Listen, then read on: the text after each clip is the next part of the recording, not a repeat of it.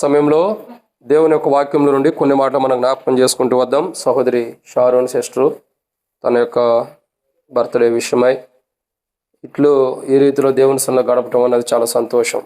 అది వాస్తవానికి ఏంటంటే బర్త్డే ఎవరికి చేస్తారు చెప్పండి? బయట అంటే మరీ బయట కాదు, ఎక్కడ బర్త్డే అంటే ఎవరో చేస్తారు? వినపడుతుంది నాకు అందరికీ? బర్త్డే ఎవరో చేస్తారు? పెద్ద చెప్పాలి, మీ మాట ఇప్పుడు నాకు వినపడుతుందా? చిన్నపిల్లలకి, ఇంకా వివాహం అప్పుడే పుట్టిన వాళ్ళకి చేస్తారు బర్త్డే. అటే చేస్తారు అంటే సహజంగా ఏంటంటే బర్త్డే ఏంటంటే చిన్నపిల్లలకి, లేదంటే ఇంకెవరు చేస్తారు? వివాహం కాని యవనస్తులకి బర్త్డే చేస్తారు. విచిత్రం ఏంటంటే నేను బర్త్డే మీటింగ్ అని రవాణా చెప్తే ఏ చిన్నపిల్లలో అనుకున్నా. అర్థమవుతుందండి. ఇప్పుడు బ్రదర్కి సిస్టర్ చిన్నపిల్లే కదా, అదేనా? పెద్దాం కాదు కదా మీకంటే. ఆ దేవుని కొందనాలు. కాబట్టి దేవుని వాక్యాన్ని చూసినట్టయితే చాలా సంతోషం. బర్త్డే వివాహమైనా కానీ బర్త్డే జరిపిస్తున్నారంటే దీంట్లో చాలా ప్రేమ ఉన్నట్టు కనబడుతుంది. షారోను అంటే అర్థం ఏంటంటే సౌందర్యవంతమైనది, ప్రేమ కలిగినది, సౌందర్యవంతమైనది, అందమైనది. ఇంకా ఎవరక్క సంఘం అంతా. కాబట్టి చాలా పేర్లు ఉన్నాయి. ఒక షారోన్ అన్న మాటకి అర్థాలు చాలా ఉన్నాయి. ప్రభుత్వం అయితే ఈసారి మరో సంవత్సరానికి మరో కోణంలో ధ్యానిద్దాం. ఇప్పటి వరకైతే దేవుడు ఇచ్చిన దాన్ని బట్టి ఒక కోణంలో చూద్దాం. షారోన్ అని అంటే అర్థం ఏంటంటే అర్థం సౌందర్యవంతమైనది. సౌందర్యవంతమైనది అంటే పేరులో సౌందర్యవంతం కాదు, తన జీవితంలోనే సౌందర్యవంతమైనది. షారోన్ యొక్క అనుభవం, షారోన్ అనగా సౌందర్యమైనది. కానీ ఈరోజు మనం గమనించాల్సిన కోణం ఏంటంటే ఇక్కడ దేవుని వాక్యాన్ని చూసినట్టయితే కీర్తన గ్రంథం 45:11 ఈ రాజు నీ ప్రభు, అతడు నీ సౌందర్యమును కోరినవాడు. అది కాబట్టి షారోన్ అనగా అర్థం ఏంటండి? షారోన్ గురించి చెప్పమంటే బైబిల్ ఎక్కడ ఉందని చెబుతారు, పరమగీతంలో లేకపోతే ఇంకా అక్కడెక్కడ ఉందని చెప్తారు. అసలు షారోన్ అంటే అర్థం ఏంటి? సౌందర్యం. ఈ సౌందర్యాన్ని ఎవరు కోరుతున్నారంటే కీర్తనల గ్రంథం 45 రాయబడుతూ వచ్చింది. ఎవరు కోరుతున్నారండి? నీ రాజు ఎవరు కోరుతున్నాడండి? ఈ రాజు నీ ప్రభు, అతడు నీ సౌందర్యంను కోరినవాడు, అతనికి నమస్కరించుము. కాబట్టి ఈ రాజు ఎలాంటి వాడంటే ఆయన నీ సౌందర్యాన్ని కోరినవాడు. సౌందర్యం అంటే అర్థం ఏంటి? చక్కని రూపము, చాలా చక్కగా ఉన్నారు, ఏ లోపం లేకుండా చాలా బాగా చక్కగా రూపాంతరంలో సిద్ధపరచబడిన వారు సౌందర్యంగా ఉంటారు. సహజంగా మానవుల యొక్క సౌందర్యం గురించి ఈరోజు చెప్పాల్సిందే. అవేంటన్నది కొన్ని విషయాలు ధ్యానించమునుపు ప్రభు నడుము కొరకై చిన్న ప్రార్థన. మమ్మల్ని మిక్కులుగా ఎక్కువగా ప్రేమించిన ప్రియ పరలోకపు తండ్రి, పరిశుద్ధుడు అయిన దేవా, మీకు స్తోత్రాలు. మీరు ఇచ్చిన కృపకై వందనాలు. ఈ సమయంలో కొన్ని మాటల వాక్యం ధ్యానించబోతున్న సహాయం చేయండి. సహోదరి ప్రభా షారోని బట్టి వందనాలు, సోదరుడు జాషువా బ్రదర్ని బట్టి వందనాలు.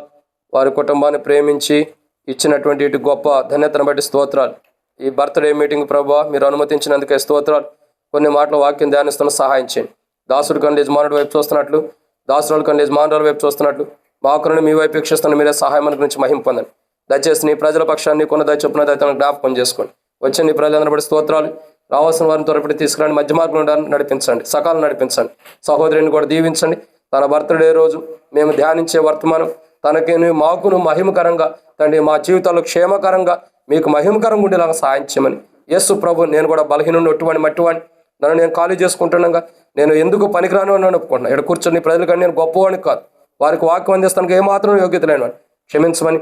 దాసుడు కన్నా యజమానుడి వైపు చూస్తున్నట్టు, దాసురాలు కన్నా యజమానుల వైపు చూస్తున్నట్టు మా కన్ను మీ వైపు వీక్షిస్తుండగా మీరే సహాయం అనుగ్రహించి నీ ప్రజల పక్షాన్ని నీకున్న దయచొప్పున దయతో నన్ను జ్ఞాపకం చేసుకుని నాతో మాట్లాడక్కర తీర్చమని, మాతో మాట్లాడి మా హృదయాలకు అవసరమైన మాటలు బయలుపరచమని యేసు ప్రభు నామములో ప్రార్థన చేస్తున్నాను తండ్రి, ఆమేన్. కాబట్టి ప్రియులారా, దేవుని వాక్యాన్ని చూసినట్టయితే బైబిల్లో కొన్ని విషయాలు చూస్తున్నాం. షారోను అనగా అర్థం ఏంటండి? సౌందర్యం. సౌందర్యం అంటే అసలు ఈ సౌందర్యాన్ని కోరుతుంది ఎవరు? మన రాజు అంటే మన ప్రభు. మన ప్రభు కోరుతుంది ఏంటంటే మన సౌందర్యాన్ని కోరుచున్నాడు. సౌందర్యం అంటే శరీరాన్న కాదు. సహజంగా మనుషుడు సౌందర్యవంతులుగా ఉండటానికి మనుషులు చేసే పని ఏంటో చెప్పండి. ఫస్ట్ ఆఫ్ ఆల్ ఒక మనిషి సౌందర్యంగా ఉండటానికి చేసే పని ఏంటి చెప్పండి? మానవుడు చేసే పని ఇప్పుడు నాకులాగా నల్లటి ముఖం అనుకోండి, ఆయిల్ ఫేస్ అయ్యుండి నాకులాగా మడ్డి ఆయిల్ ఎలా ఉండేది అలా నల్లటి ఫేస్ కలిగిన వాళ్ళం. ఈ రూపం సౌందర్యం కనపడాలంటే ఏం చేస్తాం? Skin care first of all మనకు అలవాటు ఉండే చెప్పేస్తున్నారు. మొదటిది. 2 చెప్పండి. ఒక ఫేస్ కానీ ఒక ముఖము కానీ సౌందర్యంగా ఉండాలంటే చేసేది ఏంటి? మొట్టమొదటిగా స్కిన్ కేర్కి వెళ్తాం. 2 చెప్పండి అన్నా, ఫుడ్. ఇంకా 3 వీటన్నిటిగా నేను చెప్తా చూడండి. First of all Fair and Lovely వచ్చింది మన దగ్గరికి. ఏమొచ్చిందండి? Fair and Lovely. అమ్మా పడనోళ్ళకు ఉంటారమ్మా, పడనోళ్ళకి కూడా చెబుతా, తొందర ఎందుకు.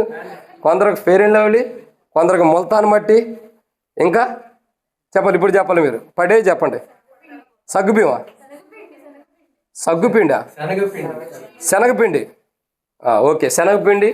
ఇంకా అంటే ఒక మనిషి అక్కడ మీకు ఇబ్బంది అయితే బయట పెట్టమనండి, పర్లేదు, బ్రదర్స్ ఉంటారు బయట పెడతారు మైక్ అన్న, వాళ్ళ చెవుల్లోకి వెళ్తుందంటే కొద్ది పక్కన పెట్టండి. కానీ దేవుని వాక్యాన్ని చూసినట్టయితే సహజంగా మనిషి అందము, మానవుని యొక్క మొక్కపు తేజస్సు చూడగా ఎన్నో తీసాను ఛార్జింగ్ తీసి ఎన్నో విధానాలుగా ప్రయత్నం చేసి ఒక నల్లటి ముఖమైన తెల్లగా సౌందర్యంగా తీసుకురావడానికి ఇష్టపడతాడు. సహజంగా ఈ సౌందర్యంలోకి తీసుకురావడం కొరకు మనిషి చేసే పని ఏంటంటే ఫస్ట్ ఫేస్కి ఎన్నో ఫేస్ ప్యాక్ లేని ఎన్నన్నా చేయని ఎన్ని చేసుకున్నా చివరికి ఆ ముఖం తడతడలాడాలంటే ఏం చేయాలా? లిప్టిక్లు రాయాలి, పౌడర్ రాయాలని చెప్పకుండా ఎన్ని అయిపోయినాయి ఫేస్ ప్యాక్లోనే. తర్వాత మొక్క సౌందర్యం ఉండాలంటే రెండోది ఇంకో కోణం ఉంది అక్క. మనం చెబుతుంది వాక్యం కాదక్క, మనుషుడి జీవితం గురించి ఇంకో వాక్యం చాలా ఉందండి. సో ఒక మనిషి సౌందర్యంగా ఉండాలంటే ఫస్ట్ ఫేస్ ప్యాక్లు అన్నీ చేస్తాం, అయిపోతాయి. దాంట్లో పౌడర్ వచ్చింది, దాంట్లో లిప్టిక్లు వస్తాయి, దాంట్లో హెయిర్ బ్రష్ అంటారు కదక్క, చెప్పక్క అలవాటు ఉందా? అలాంటివి అన్నీ వచ్చేస్తాయి. దాని తర్వాత ఇంకోటి ఉంది మొహం సౌందర్యం కోసం. ఇవన్నీ వేసిన ఫేస్ ప్యాక్లు అన్నీ చేసిన ఇంకోటి ఉంది, దాని సౌందర్యంగా మొహం కనపడాలంటే ఏంటది అక్క? అవన్నీ అయిపోయినాయి. ముఖానికి రాసే పనికిమాలి పేడలోనే అన్నీ ఉన్నాయి.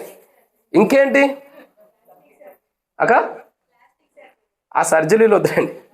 కాబట్టి ఇంకా నేను చెప్పమంటారా, ఇవన్నీ పనికిమాలి మట్టి అంతా పూసేస్తాం కదా, మొలతాను మట్టను లేకపోతే శనగపిండను. ఇప్పుడు చెబుతున్నారు కదా మీరు, సగ్గుబియ్యం పోతారా?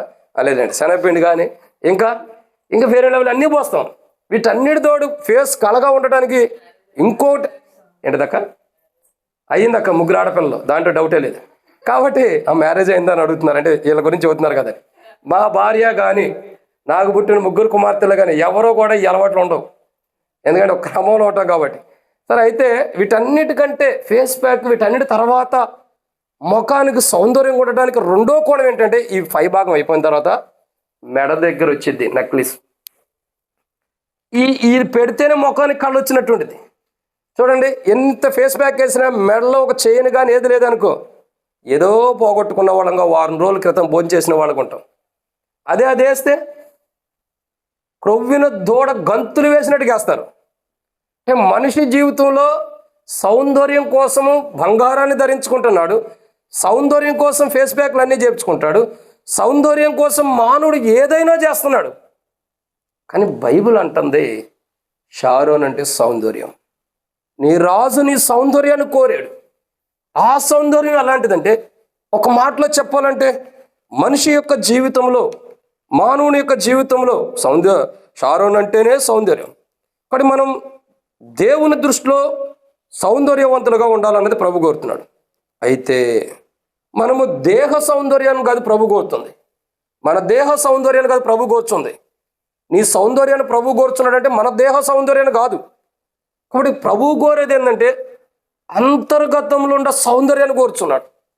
దేహ సౌందర్యము మనుషులు కోరుతారు. చూడండి, ఒక అబ్బాయి వివాహం కొరకు వస్తే, ఒక అమ్మాయిని పెళ్లి చూపుల కోసం చూడటానికి వస్తే ఏమవుతుంది? నల్లగా ఉంటే ఏమంటాడు? చూస్తాడు, బాగుందలే అని వెళ్ళిపోతాడు. తర్వాత ఏం చేస్తారు? రిజెక్టెడ్ అంటే ఎట్ట చెబుతారు? వేరే వాళ్ళకి మధ్యలో ఉంటారు కదా, వాళ్ళ చెబుతారు మాకు అమ్మాయి నచ్చలేదులేండి, కొద్దిగా ఎత్తు పన్ను ఉందో, లేకపోతే ముక్కు అంకుర ఉందో, మూత అంకుర ఉందో, కాలు సరిగ్గా పక్కకి వేస్తున్నాను, ఈ ఆల్ ఎన్నెన్నో చెప్తా వస్తారు. ఏమని? ఈ నల్లగా ఉంది అన్న మాట చెప్పలేక ఎన్నో వంకలు చెప్తూ వస్తారు. ఏమా ఇప్పుడు అని చెప్పాడు బ్రదరు, దేవుని కొందనాలు. కానీ ఎన్నో చెప్పుకుంటూ వస్తారు. ఎందుకు? రిజెక్ట్ చేయడానికి. మనుషుడు చూసేది భౌతికమైన సౌందర్యం. కానీ దేవుడు అదిగా చూస్తుంది. మనుషుడు చేసేది భౌతికమైన సౌందర్యం, కానీ మానవుడి జీవితంలో భౌతికమైన సౌందర్యానికే ప్రాధాన్యత ఇస్తున్నాడు తప్పితే ఆత్మీయంగా సౌందర్యవంతంగా ఆత్మీయ సౌందర్యం కలిగి ఉండని వారు ఉంటున్నారు.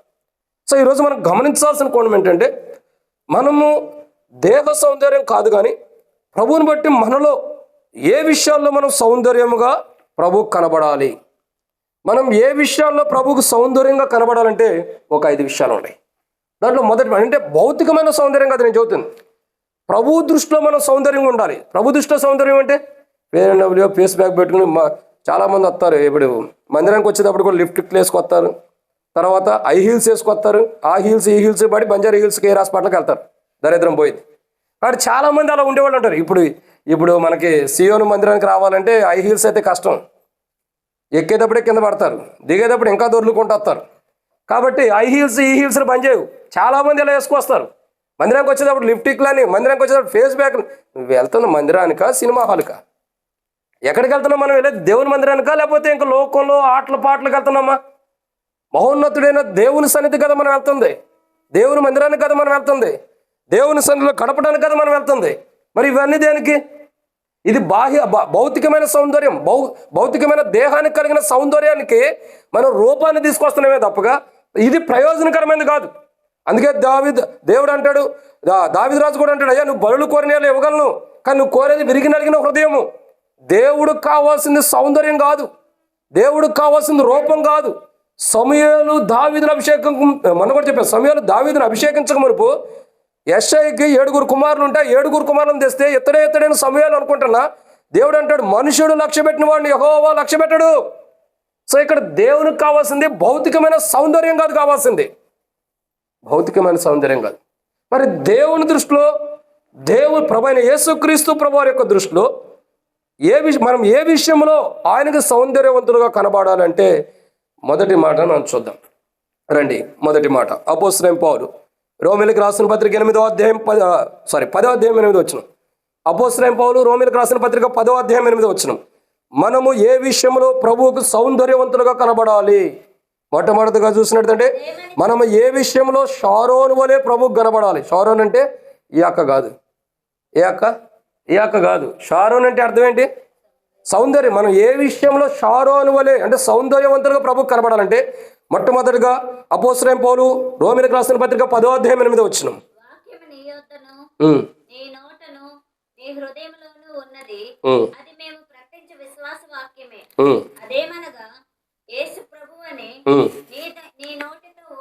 నీ నోటితో ఒప్పుకొని దేవుడు మృతుల్లో నుండి ఆయనను లేపినని నీ హృదయమందు విశ్వసించిన యెడల నీవు రక్షించబడదు. సో ఇక్కడ మనం దేవుని వాక్యాన్ని చూసినట్టే ప్రభువుకి మనము ప్రభు దృష్టిలో కానీ మనం ప్రభువుకి కానీ లేదంటే ప్రభు ఎడల కానీ ప్రభు మనలో మనం ఏ విషయంలో ప్రభువుకి సౌందర్యవంతులు కనబడాలంటే మొట్టమొదటిగా ఇక్కడ రాయబడుతూ వచ్చింది. పౌలు అంటాడు, ఏమంటున్నాడండి చివరిలో, ఆ వచనం చివరిలో అదేమేమని ప్రకటించచ్చు, విశ్వాస వాక్యమే. ఏ వాక్యం అండి అది? విశ్వాసం. అంటే ఇక్కడ గమనించాల్సిన కోణం ఏంటంటే ఒక మనుషుడు తన సౌందర్యవంతుడుగా కనబడాల్సిన మొదటి కోణం ఏంటంటే దేవుని దృష్టిలో వాక్యమును ధరించుకొని సౌందర్యంగా ఉండాలి. వాక్యమే తనలో సౌందర్యంగా కనపడాలి, వాక్యమే తనలో సౌందర్యవంతమైన ప్రకాశవంతమైనదిగా కనపడాలి. ఒక మనిషి దేవుని దృష్టిలో సౌందర్యవంతుడికి ఎప్పుడు ఉంటాడంటే తనలో వాక్యం ఉన్నప్పుడు, తన జీవితంలో వాక్యం ఉన్నప్పుడు, తన హృదయంలో వాక్యం ఉన్నప్పుడు, తానే వాక్యంలో ఉన్నప్పుడు. అదే బైబిల్ రాయబడితే వచ్చింది. యేసు ప్రభువు అంటాడు, పరిశుద్ధుడు అయిన తండ్రి నీవును నేనును ఏకమై ఉన్నలాగున. ఏమంటాడండి? నీవును నేను మనం ఏకమై ఉన్నలాగున. సో ఈరోజు గమనించాల్సిన కోణం ఏంటంటే వాక్యములో మనం ఉన్నప్పుడు, వాక్యం మనలోకి వచ్చినప్పుడు, వాక్యం మనలో ప్రకాశిస్తున్నప్పుడు, వాక్యం మనలో తేజస్సుగా ఉంటున్నప్పుడు, వాక్యం మనలో నుండి వెలుగువంతమైన ప్రకాశవంతమైన వెలుగునిస్తున్నప్పుడు అప్పుడు దేవుని దృష్టిలో మనం సౌందర్యవంతులు షారోనుగా మార్చబడతాం. ఈ షారోనక కాదు, షారోనుగా మార్చబడతాం. అంటే సౌందర్యవంతులుగా ఎప్పుడు మార్చబడతాం? ఎప్పుడైతే వాక్యం మన హృదయంలో ఉంటుందో, ఎప్పుడైతే వాక్యానికి విలువిస్తామో, ఎప్పుడైతే వాక్యంలో జీవిస్తామో, ఎప్పుడైతే వాక్యానుసారంగా ఉంటామో అప్పుడు మనలో నుంచి ప్రభువుకు అవసరమైన సౌందర్యం బయటకు వచ్చింది. నీ రాజు, నీ ప్రభు నీ సౌందర్యాన్ని కోరుచున్నాడు. ఏ సౌందర్యాన్ని కోరుచున్నాడు అంటే, మనం వాక్యం ద్వారా మనకు ఇవ్వబడిన సౌందర్యాన్ని, వాక్యం ద్వారా మనకు ఇవ్వబడినటువంటి గొప్ప రూపాన్ని, ఆ ఘనతని ప్రభు కోరుచున్నాడు. అందుకే దావీదురాజు అంటాడు, బలులు కోరేవాడివి కాదు నీవు, విరిగి నలిగిన హృదయమే నిజమైన బలి. అది కావాలి కదా. ఒక మనిషిలో వాక్యంలో ఉండటం అంటే, అసలు వాక్యం ఏం చేస్తుంది? కీర్తన గ్రంథం 119 అధ్యాయం చూసినట్టయితే పెద్ద చరిత్ర ఉంది. నీ వాక్యమే నా పాదములు, దీపం నా త్రోవకు. ఒక మనిషి చీకట్లో ఉండవాడికి, ఒక మనిషి పాపంలో ఉన్నవాడికి, ఒక మనిషి అంధకారంలో ఉండవాడికి, ఒక మనిషి లోకంలో ఉండవాడికి, పాపము జీవితాన్ని బట్టి మరణం తెచ్చుకునే వాడికి వాక్యం వస్తే, తనలోకి వాక్యం వస్తే, తన జీవితంలోకి వాక్యం వస్తే, తన హృదయంలోకి వాక్యం వస్తే, ఆ వాక్యమే అతన్ని నడిపించేది ఉండేది చీకట్లోకి వెళ్ళకోకుండా. ఇంకోసారి రాయబడుతూ వచ్చింది, నీ వాక్యమే నన్ను బ్రతికించి ఉన్నది. సో దేవుని వాక్యం ఇంపార్టెంట్. దేవుని వాక్యం అనే సౌందర్యం మనలో ఉన్నప్పుడు మనం చీకట్లోకి వెళ్ళకుండా పాపం నుండి విడుదల పొందుతాం. దేవుని వాక్యం అనే సౌందర్యం మనలో ఉన్నప్పుడు మన త్రోవకు ప్రభు వెలుగై ఉంటాడు. దేవుని వాక్యం అనే సౌందర్యం మనలో ఉన్నప్పుడు నా బాధలో ఏమని రాయబడుతూ వచ్చిందండి, నీ వాక్యమే నా బాధలో నాకు నెమ్మదినిస్తుంది. ఎప్పుడైతే వాక్యం మనలో ఉంటుందో, ప్రభు యొక్క తేజస్తో కూడిన, ప్రభు ఇష్టపడిన సౌందర్యవంతమైన వాక్యపు జీవితం మనలో ఉన్నప్పుడు ఏం జరిగిద్దండి? అప్పుడు వాక్యము, ప్రభు ఇష్టపడిన సౌందర్యమైనటువంటి వాక్యపు జీవితం మనలో ఉన్నప్పుడు దాన్ని ప్రభు కోరుచున్నది. నీ రాజు నీ సౌందర్యం కోరుచున్నాడంటే మనలో వాక్యపు జీవితం ఉంది కదా, దాన్ని కోరుచున్నాడు. ఆ వాక్యపు జీవితం ఉన్నప్పుడు ఆ వాక్యం నీలో నాలో ఉన్న వాక్యమే మన పాపంలో మన పాదములు కానీ పాపమును చేయకోకుండా అటగిస్తుంది, మనం చీకట్లోకి వెళ్ళకుండా అటగిస్తుంది. అది నీ వాక్యమే నన్ను బ్రతికించింది. ఆ వాక్యం బ్రతికించేది ఉంది. ఆ వాక్యమే మనకేం చేస్తుందండి? నెమ్మదినిస్తుంది. నా బాధల్లో ఇదే నాకు నెమ్మదిస్తుంది. ఈరోజు చాలామంది క్రైస్తవులకి దేవుని బిడ్డల నుండి రక్షణ పొంది, మారుమనసు పొంది, బాప్తిసం పొంది కూడా మందిరానికి వెళ్తూ బలలో పాల్గొంటూ కూడా ఎందుకు నెమ్మది లేదంటే వాక్యం లేదు ప్రజల్లో. ఏం లేదండి? వాక్యం లేదు. చెప్తారు, బ్రదర్ మా కుటుంబంలో సమస్యలు ఉన్నాయి, మా కుటుంబంలో బాధలు ఉన్నాయి, మా కుటుంబంలో ఇబ్బందులు ఉన్నాయి, మేము భయంకరమైన బాధల్లో కూలిపోయి ఉన్నాం అని చెప్తాం. కారణం ఏంటి తెలుసా? నీకు అసలు నెమ్మది లేదంటే, కుటుంబంలో కలవరం వస్తుందంటే, అది భర్త ద్వారా రాని, భార్య ద్వారా రాని, పిల్లల ద్వారా రాని, అన్నదమ్ముల ద్వారా రాని, అక్క చెల్లెల ద్వారా రాని, రక్త సంబంధికుల ద్వారా కానీ, బయటి వారు, ఇరుగు పొరుగు వారు, చుట్టుపక్కల ద్వారా కానీ నీకు కలవరాలు వస్తున్నాయి అంటే, నెమ్మది లేదంటే మెయిన్ రీజన్ ఏంటి? వాక్యం జీవితంలో లేదు. అసలు వాక్యం ఎవరు అంటే, ఆదికాండం మొదటి వచ్చిన కానీ, యోహాను సువార్త మొదటి వచ్చినంలో ఆది యందు వాక్యమును, వాక్యం దేవుడై ఉండు, వాక్యమే దేవుని యొద్ద ఉండెను. ఆ వాక్యం ఎవరు అని అంటే, యోహాను సువార్త 1:14 వచ్చి రాయబడుతూ వచ్చింది, ఆ వాక్యమే శరీరధారి కృపా సత్య సమృద్ధి మన మధ్య నివసించడానికి దిగివచ్చాను. ఆ వాక్యం ఎవరంటే యేసు ప్రభువారే. ఆయన మనం ధరించుకున్నప్పుడు, ఆయన మనలో ఉన్నప్పుడు ఆయన సౌందర్యాన్ని ప్రభు కోరుచున్నాడు తండ్రి. అంటే మొదటిగా వాక్యం అన్నది ఇంపార్టెంట్. వాక్యం ఉంటే మన త్రోవకు వెలుగుంటుంది, చీకట్లోకి మనం వెళ్ళాం. చీకటి అంటే పాపపు జీవితానికి వెళ్ళాం, నిత్యమైన యథార్థమైన నిస్వార్థమైన జీవితాన్ని జీవిస్తాం. వాక్యం ఉంటే బ్రతికించబడతాం. వాక్యం ఉంటే నెమ్మది ఉంది. వాక్యం ఉంటే త్రోవ చూపేదుకుంటుంది. ఈరోజు చాలామంది హృదయాల్లో దేవుని వాక్యం లేదు. మందిరానికి వెళ్తాం, ప్రార్థన అంటాం, దేవుని సన్నిధి అంటాం, కానీ హృదయంలో నెమ్మది లేకపోవడానికి మెయిన్ రీజన్ వాక్యం లేదు. కలవరాలు, టెన్షన్స్, గొడవలు, కొట్లాట్లు, భార్య ద్వారా, భర్త ద్వారా, పిల్లల ద్వారా, ఇరుగు పొరుగు వారి ద్వారా, ఎవరి ద్వారా కొట్లాట్లు, ఎవరి ద్వారా గొడవలు జరుగుతాయో తెలియదు. టెన్షన్, కలవరం, నెమ్మది ఉండదు, మనశ్శాంతి పడుకోవడానికి లేదు. దీని అంతటికి కారణం మనలో వాక్యము ప్రభు కోరుకున్న రీతిలో సౌందర్యంగా లేదు. మనం వాక్యాన్ని ధరించుకుంటే, వాక్యం మనలో సౌందర్యంగా ఉంటే మనకు అన్ని నెమ్మదే. షారోన్ యొక్క అనుభవంలోకి మనం రావాలంటే మనలో వాక్యం అనే సౌందర్యం ఉండాలి. అప్పుడు నీ రాజు నీ సౌందర్యాన్ని కోరాడు అంటున్నాడు. మనం షారోన్ లాంటి మార్పు చెందితే, షారోన్ వలె మార్పు చెందిన అనుభవం ఉండాలి. షారోన్ అంటే సౌందర్యం. ఏ విషయంలో సౌందర్యంగా ఉండాలా? ప్రభువు ఇచ్చిన వాక్యంలో. ఆ వాక్యాన్ని మనలో ధరించుకున్నప్పుడు మన నల్లవారమైన తెల్లవారమైన, ముఖం మీద మచ్చలున్న, ముఖం మీద డాగులు ఉండ, ఆ ముఖం మీద ఉన్న మచ్చలు పోవటానికి ఆ ఫెయిర్ అండ్ లవ్లీ రాత్రి పెడతాం, ఆ పింపుల్స్ పోవటానికి. ఎన్ని మచ్చలుండా, ఎంత లోపం ఉండ మనలో, కానీ ఆయన మనలో వాక్యం ఉంటే మన సౌందర్యాన్ని కోరుచున్నాడు తప్ప మన లోపాలను కదా ఆయన కోరేది. సో ఇది మొదటి మాట. షారోన్ యొక్క అనుభవంలోకి మనం రావాలి. షారోన్ అంటే సౌందర్యం.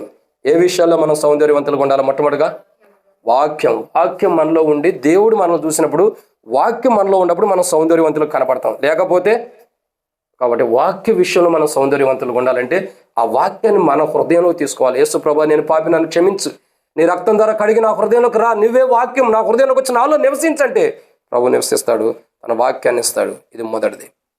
ఆ వాక్యాన్ని మనం ధరించుకున్నప్పుడు సౌందర్యవంతులుగా ఉంటాం. రెండవ విషయం చూద్దాం రండి. రెండవ మాట, దేవుని వాక్యం చూసినట్టే అపోస్తలుడైన పౌలు తిమోతికి రాసిన మొదటి పత్రిక 1వ అధ్యాయం 12వ వచనం. అపోస్తలుడైన పౌలు తిమోతికి రాసిన మొదటి పత్రిక 1వ అధ్యాయం 12వ వచనం.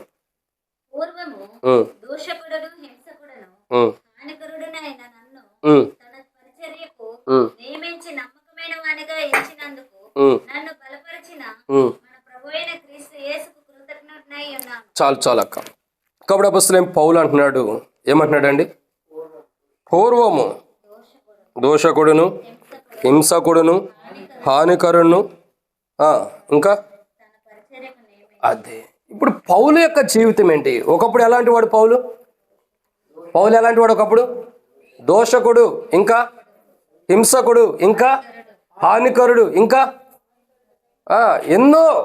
ఒకప్పుడు దూషించిన వాడు దేవుణ్ణి, ఒకప్పుడు దేవుని ప్రజల్ని హింసించిన వాడు, ఇంకా హానికరుడు, ఇతర దేవుని ప్రజలకు హాని చేసిన వాడు.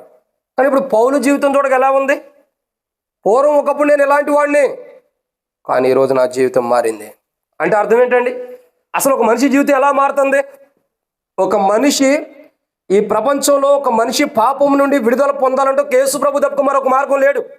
అందుకే యేసు ప్రభు అంటాడు, నేనే మార్గము, ఇంకొక అవకాశం లేదు, నా ద్వారా తప్పుగా ఎవడు తండ్రి ఎద్దకు వెళ్ళాడు అన్నాడు.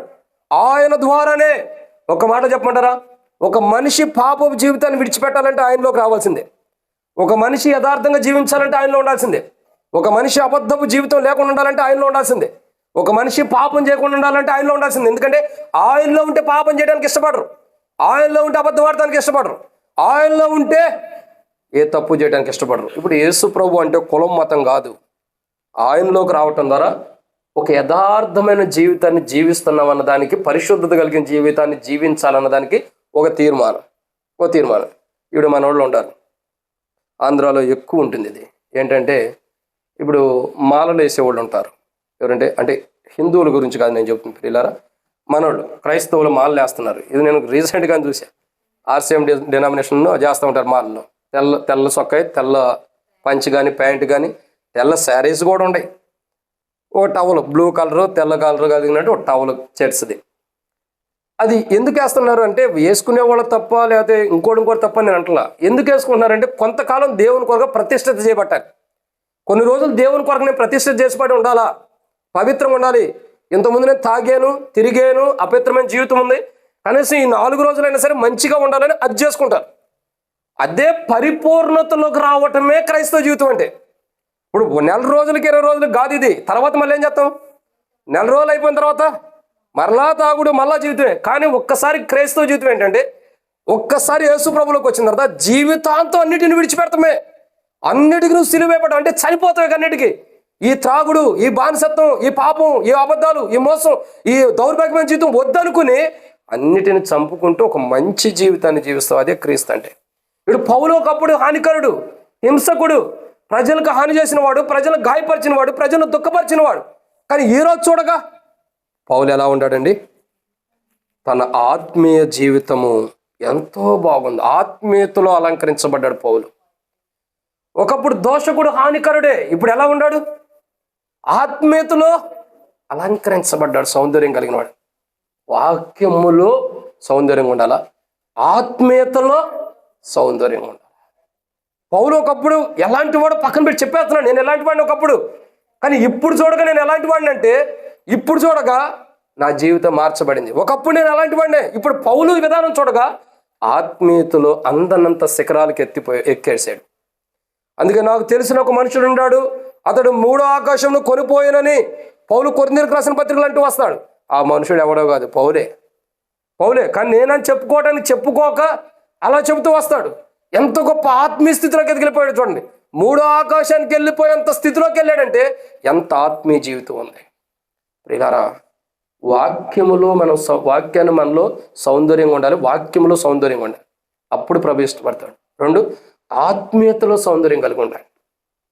చాలామంది ఆత్మీయత అంటే ఏంటో తెలియని స్థితిలో జీవిస్తున్నారు. ఆత్మీయులు కూడా ఆత్మీయత అంటే ఏంటో తెలియని జీవితాన్ని జీవిస్తున్నారు.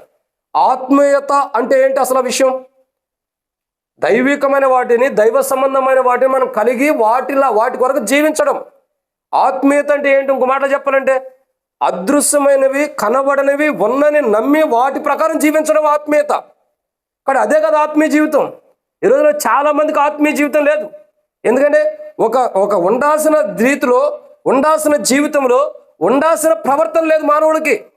ఎందుకంటే మానవుడు ఎక్కడ చూసినా పాపము, లోకము, శరీరాశలో పడిపోతున్నాడు, పాపపు జీవితాన్ని జీవిస్తున్నాడు, వ్యర్థమైన జీవితాన్ని జీవిస్తున్నాడు. కానీ ఒక ఆత్మీయ స్థితిలో ఎలా ఎదగాలి, ఎలా వెళ్తూ వెళ్ళాలన్నది లేదు ఈరోజు మనుషుల్లో. ఆత్మీయ జీవితం లేదు, పాపపు జీవితం ఎక్కువ ఉంది, చెడ్డ మాటలకు ఎక్కువ ఉంటాయి. అందుకే బైబిల్ రాయబడుతూ వచ్చింది. ఇక్కడ ఎవరన్నా ఉండారా? పోన్లండి, ఉండవాళ్ళు నిద్రపోతున్నారు అన్నారు. ముసలమ్మ ముచ్చట్లు పెట్టవద్దు అంటారు. బైబిల్ ఉంది ముసలమ్మ ముచ్చట్లు. అది మిమ్మల్ని కాదక్క, ముసలోళ్ళ గురించి. మీరు క్రీస్తులో యవనస్తులే, భౌతికంగా ముసలోళ్ళైనా. అంటే చాలామంది ముసలమ్మ ముచ్చట్లు పెట్టుకునే వాళ్ళు ఉంటారు. ఎందుకు అవి పనికొస్తాయా?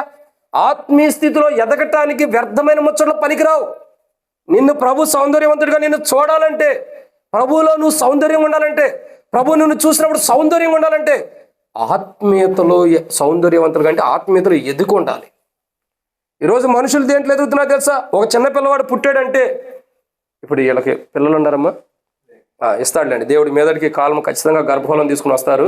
మిమ్మల్ని కదక్క, షారు మనవరాలు కూడా ఉందా? దేవుని కొందనాలు, మాకు త్వరలో వస్తారు ఓ 10 సంవత్సరాలు 15 సంవత్సరాల తర్వాత. కాబట్టి ఆడ గమనించినట్టయితే చిన్నపిల్లలు ఉంటారు, వాళ్ళకి చెప్పే మాట ఏంటండి? వాళ్ళకి ఏమని చెబుతాను చెప్పండి. ఎవరైనా వచ్చారనుకో, చిన్నపిల్లకి ఏం చెబుతారు? అరే తాత వచ్చాడు తిట్టరా అంటాడు. వాడికి ఏం తిట్టాలో తెలీదు, నువ్వే చెబుతావు ఇది తిట్టని. వాడు తిట్టులు నేర్చుకుంటాడు. రేపు పొద్దున ఎవరిని తిడతాడు? నేర్పినోనే తిడతాడు. ఏమని? నువ్వేం నేర్పావు అదే తిడతాడు. రే డాడీని తిట్టకూడదంటే మరి తాతయ్యని ఎందుకు తిట్టమని చెప్పే నువ్వు? అంటే మనం ఆత్మీయతలో ఎదగతల్లా. వద్దక్క వద్దదు, ఆత్మీయతలో ఎదగతల్లా. ఆత్మీయ జీవితంలో ఎదుగుతున్న వారు లేదు. ప్రజలు ఎలా ఎదుగుతున్నారంటే లోకంలో ఎదుగుతున్నారు, పాపంలో ఎదుగుతున్నారు, చెడ్డ పనులు చేయడానికి ఎదుగుతున్నారు, దారుణమైన పాపాలు చేయడానికి ఎదుగుతున్నారు, వ్యర్థమైన పాపం జీవితాన్ని జీవించడానికి ఎదుగుతున్నారు, ఇంకా లోకపు పనుల కొరకు ఎదుగుతున్నారు. కానీ దైవికమైన క్రమంలో ఎదగట్లా. ఆ ఫ్యాన్ ఆపేసిండి అక్క. ఏ విషయం అండి? దైవికమైన క్రమంలో ఎదగట్లా. మిమ్మల్ని కాదు, ఎక్కడెక్కడలే. కానీ దైవికమైన క్రమంలో ఎదగట్లా మనుషుడు. ఒక ఆత్మీయతలు ఎదగితే అబద్ధాలు రావు, ఆత్మీయతలు ఎదిగితే బూతులు రావు, ఆత్మీయతలు ఎదిగితే వ్యర్థమైన ఆలోచనలు రావు. ఆత్మీయ స్థితిలో నువ్వు ఎదిగితే ఎలా ఉంటామంటే ప్రభు అన్నాడు, మీరు పైనున్న వాటిని వెతుకుడు కానీ అసలు అవసరం లేదు. అంటే ఒక ఆత్మీయత కలిగిన వాడు పైనున్న వాటిని ఎదుగుతాడు. అందుకే పౌలు 3వ ఆకాశంలో కొనుక్కోబడిన అనుభవాన్ని చెబుతున్నాడు. పౌలు ఇంకో మాట అంటాడు, నేను లోకం నాకు సిలువ వేయబడిందంటే అర్థం ఏంటి? ఒక ఆత్మీయ స్థితిలో ఎదగడానికి పాపపు చెడ్డ మాటలు, వ్యర్థమైన మాటలు అన్నిటిని కూడా చంపేసుకుంటున్నా. ఈరోజు చాలా మందికి అది లేదు. ఆత్మీయతలో ఎదిగే అనుభవం లేదు. రక్షణ మార్మస్ బాప్తిసం పొందిన వాళ్ళు కూడా అబద్ధాలు ఆడుతున్నారు, బూతు మాటలు మాట్లాడుతున్నారు, వ్యర్థమైన ముచ్చట్లో కలుగుంటున్నారు. కానీ దేవునితో సహవాసం లేదు ప్రజలకి. ఏం లేదండి, దేవునితో సహవాసం లేదు. నువ్వు పనికిమాలి ముచ్చట్లు పెట్టు, రాత్రల్లా వింటాం. దేవుని వాక్యము ఒక 10 నిమిషాలు ఎక్కువైతే చాలు, అరే టైం అయిపోతుంది, ఎప్పుడు ముగిస్తాడు. మనం ఆత్మీయతలో ఎదగటానికి లేము, లోకపు విషయాలు ఎదుగుతున్నాం. కానీ షారోన్ అంటే సౌందర్యవంతమైనది. ఒక మనిషి సౌందర్యంగా ఉండాలి, అప్పుడు ప్రభు కోరుతాడు. ప్రభువు కోరిన రీతిలో మనం సౌందర్యవంతులుగా ఉండాలంటే ఏ విషయంలో ఉండాలా? వాక్యంలో సౌందర్యవంతులుగా ఉండాలా, ఆత్మీయతలో ఎదిగే విషయాల్లో సౌందర్యంగా ఉండాలంటే ప్రభువుకి మహిమాత్మే. ప్రభు చూసినప్పుడు అందమైన రీతిలో ఉండాలి. మన ఆత్మీయత ఎదిగినప్పుడు మన ఆత్మీయత ఎదిగిన ఆత్మీయత ఎలా ఉండాలి? ప్రభు మనల్ని చూసినప్పుడు ఆత్మీయత సౌందర్యవంతురాలుగా ఉండాలి, కానీ ఆత్మీయత కుంటుబడినట్టుగా ఉండకూడదు. సో ఇక్కడ ప్రభు కోరేది ఏంటంటే మనం షారోన్ యొక్క అనుభవంలో రావాలి. మొదటిగా వాక్యంలో సౌందర్యవంతులుగా ఉండాలి. 2 ఆత్మీయతలో సౌందర్యవంతులుగా ఉండాలి. అప్పుడే మన షారోన్ యొక్క అనుభవంలోకి వచ్చినట్టు. 3 రండి దేవుని వాక్యాన్ని చూసినట్టే అపోస్తలుడైన పౌలు కొరింథీయులకు రాసిన మొదటి పత్రిక 11వ అధ్యాయం మొదటి వచనం. అపోస్తలుడైన పౌలు కొరింథీయులకు రాసిన మొదటి పత్రిక మొదటి అధ్యాయం మొదటి పత్రిక 11వ అధ్యాయం మొదటి వచనం చదవండి. నేను క్రీస్తును పోలి నడుచుకున్న ప్రకారము మీరును నన్ను పోలి నడుచుకున్నది. మీరు చాలు కాబట్టి ఇక్కడ దేవుని వాక్యం చూసినట్టు పౌలు అంటాడు, నేను క్రీస్తును పోలి నడుచుకున్న ప్రకారం మీరును నన్ను పోలి. అంటే అర్థం ఏంటండి? పౌలు యొక్క జీవితంలో ఇక్కడ మనం చూస్తున్న మూడో కోణం ఏంటంటే, మాదిరికరమైన జీవితాన్ని తన సౌందర్యంగా సిద్ధపరచుకుంటూ వచ్చాడు. ఒక మాదిరికరమైన జీవితం.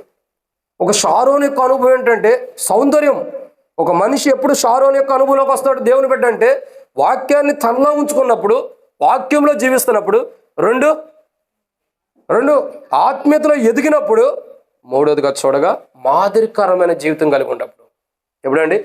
మాదిరికరమైన జీవితం. ఒక వ్యక్తిలో మాదిరికరమైన జీవితం లేనప్పుడు, అనేకులకు మాదిరికరంగా ఉండనప్పుడు మనలో ప్రభువు కోరిన సౌందర్యం ఉండదు.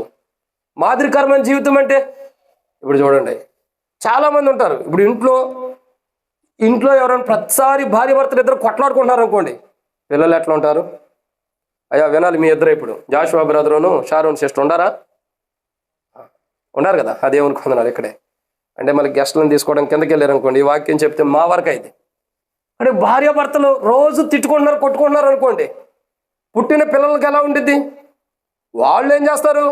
అయ్యో మా మమ్మీ డాడీ రోజు కొట్టుకుంటున్నారు, మేము మటుకు మంచిగా బతకాలనుకుంటారా?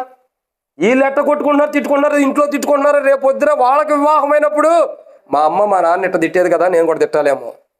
అంటే పెళ్ళైన తర్వాత భర్తని ఎలా తిట్టాలేమో అప్పుడు వాళ్ళు నేర్చుకుంటారు. లేదా నా భార్యని ఎలా తిట్టా, మా నాన్న మా మమ్మీని ఎట్ట తిట్టేవాడు కదా, నేను కూడా నా భార్యని ఎట్ట తిట్టాలేమో. అంటే ప్రజల జీవితాల్లో దేని విషయాల్లో మాదిరికరంగా వెళ్ళిపోతున్నారో అర్థం చేసుకోవాలి. ఒక వివాహమైన వ్యక్తి తన భార్యని అపార్థంగా కూడా పిలవకూడదు. చాలామంది రకరకాలు పిలుస్తారు. అమ్మ, ఏమ్మ, ఇంకా ఏదన్నా పేరు పెట్టు, ఏ పిలవాలి. చాలామంది పిలిచే పిలుపులకు అర్థమే ఉండదు. ఏదో గేదెం తోలినట్టు, బర్రెని తోలినట్టు, వాళ్ళు ఏదో ఇంటికాడ మేపలేక మన ఇంటి తోలినట్టు, ఎక్కడుండా. ఇంకా మీ భాషలో చెప్పండి, ఏమని పిలుస్తారు చెప్పండి. బర్రెని తోలుతారు చూడండి, ఏడా చెవిలో కానీ కాళ్ళలో కానీ తోలుకుని వెళ్ళి హాయ్ పదని తోలుతారు చూసారు, అట్ట పిలుస్తారు భార్యని. ఏంటో నీకు వివాహం చేయబడిన భార్య అని పిలవాల్సిన పద్ధతి బైబిల్లో ఉంది. ఏది పడితే అది పిలవటం కాదు, ఎట్లా పడితే అట్లా పిలవటం కాదు. ఆమెకు ఒక విలువ ఉంది బైబిల్ ప్రకారం. కాబట్టి మనుషుడు మాట్లాడే మాట కూడా, పిలిచే పిలుపు కూడా సరిగా ఉంటుందా. ఏదో సంతలో గొర్రెలను తోలినట్టు, పొలాల్లోకి బర్రెలను తోలినట్టు, ఇంకా అంగట్లోకి మేకలను తోలినట్టు, కోతులు వస్తే కోతులను తోలినట్టు అట్ట పిలుస్తున్నారే పిలుపులు. అదే రేపొద్దున నీ పిల్లలు కూడా పిలుస్తారు. నువ్వు ఏం పిలుస్తున్నావో, ఏదైతే పలుకుతున్నావో, నీ పిల్లల ఎదుట నువ్వు ఏదైతే చేస్తున్నావో అదే రేపటి దినాన నీ పిల్లలు కూడా చేస్తారు. నువ్వు నీ భార్యని ఏమే అని పిలువు, వాళ్ళు కూడా అదే పిలుస్తారు. రేపొద్దున పనికి మాలని పిలువు, అదే చెప్తారు రేపొద్దున కూడా. అందుకే మనం మాట ఇంపార్టెంట్. పిల్లలు జీవితాల్లో మొట్టమొదటిగా చదివే పుస్తకం ఏదైనా ఉందంటే అది తల్లిదండ్రుల జీవితమే. చిన్నపిల్లలు వారి జీవితాల్లో చదివే మొట్టమొదటి పుస్తకం ఏంటి తెలుసా? చదువు రాపోయినా తల్లిదండ్రుల జీవితం. ఈరోజు చాలామంది సరైన విధానం లేదు, చాలామంది యొక్క అనుభవాలు సరిగా లేదు, ఉండాల్సిన మాదిరికరమైన జీవితం లేదు. భార్యని ఇష్టం వచ్చినట్టు తిడతాం, ఇష్టం వచ్చినట్టు పిలుస్తాం. భర్తను కూడా చాలామంది ట్రెండ్గా పిలిచేవాళ్ళు ఉండరు. ఏక ఉండవా షారోన్ అక్క, మిగతా వాళ్ళతో నాకు సంబంధం లేదు, ఈరోజు మీరే. యారా అని ఎప్పుడైనా పిలిచావా? ఒరే అని పిలిచావా? నాన్న అని పిలుస్తావా? మంచి తల్లివమ్మ. కానీ చాలామంది ఉన్నారు ట్రెండ్ మార్చిన వాళ్ళు ఉండరు. ఇప్పుడు హైదరాబాద్లో కానీ ఆ సిటీలో చూడండి, ఎరా బాగున్నావా, ఒరే, అరే పిలిచేవాళ్ళు లేరా? చెప్పి జాషువా, మీకు అవగాహన ఉండట్టు ఉంది అనుభవం. కాబట్టి చాలామంది అనుభవం అంటే వేరే విధంగా అర్థం చేసుకోవద్దు. చాలామంది ఇలా ఉంటారు పిలిచేవాడు. అంటే మనిషి మాదిరికరం తప్పిపోయాడు. నీ భర్తనే నువ్వు ఒరే అని పిలుస్తుంటే, నీ భార్యను నువ్వు అపార్థంగా పిలుస్తుంటే, రేపొద్దు నీ పిల్లలు ఏం చేస్తారు? పిల్లలు ఏం నేర్చుకుంటారు? వాళ్ళు షారోన్ యొక్క అనుభవంలోకి ఎప్పుడు వస్తారు? క్రీస్తులో యేసుప్రభు యొక్క స్వరూపం, యేసుప్రభు కోరుకున్న సౌందర్యంలోకి ఎప్పుడు వస్తారు? నువ్వే దారి తప్పిపోయి ఉంటే, నువ్వే సరిగా లేకపోతే, నువ్వే పక్కదామని బట్టి ఉంటే నీ పిల్లలు ఎలా వస్తారు సరైన మార్గంలోకి? షారోన్ యొక్క అనుభవంలోకి రావాలని ప్రభు కోరుచున్నాడు. మనం ప్రభు ఆశించిన సౌందర్యంలోకి రావాలని ప్రభు కోరుచున్నాడు. షారోన్ అంటే సౌందర్యం.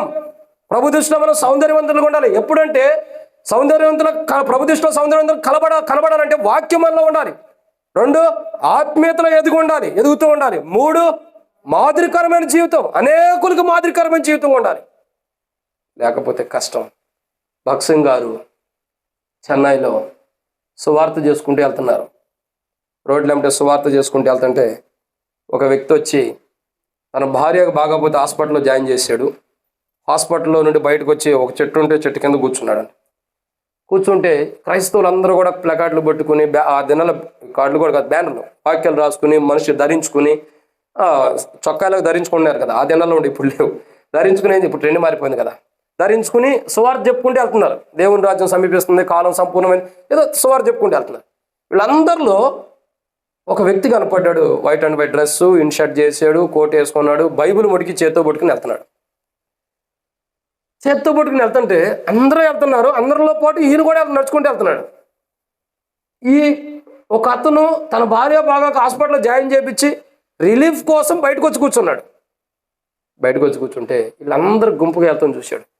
వారిలో ఒక వ్యక్తి తెల్ల వస్త్రాలు వేసుకుని, కోట్ వేసుకుని, బైబిల్ చేత్తో పట్టుకుని వెళ్తుంటే ఆ వ్యక్తిని చూశాడు. చూసి క్రైస్తవులు అంటే ఇలా ఉంటారా? క్రైస్తవులు అంటే ఎంత గొప్పగా ఉంటారా? క్రైస్తవులు అంటే ఇలాంటి వారా? నిజంగా వీరి దేవుడు ఎంత గొప్పోడా అంటే వారి ప్రవర్తన, ఆ దాసుడు ఎవరో కదా, భగత్ సింగ్ గారే.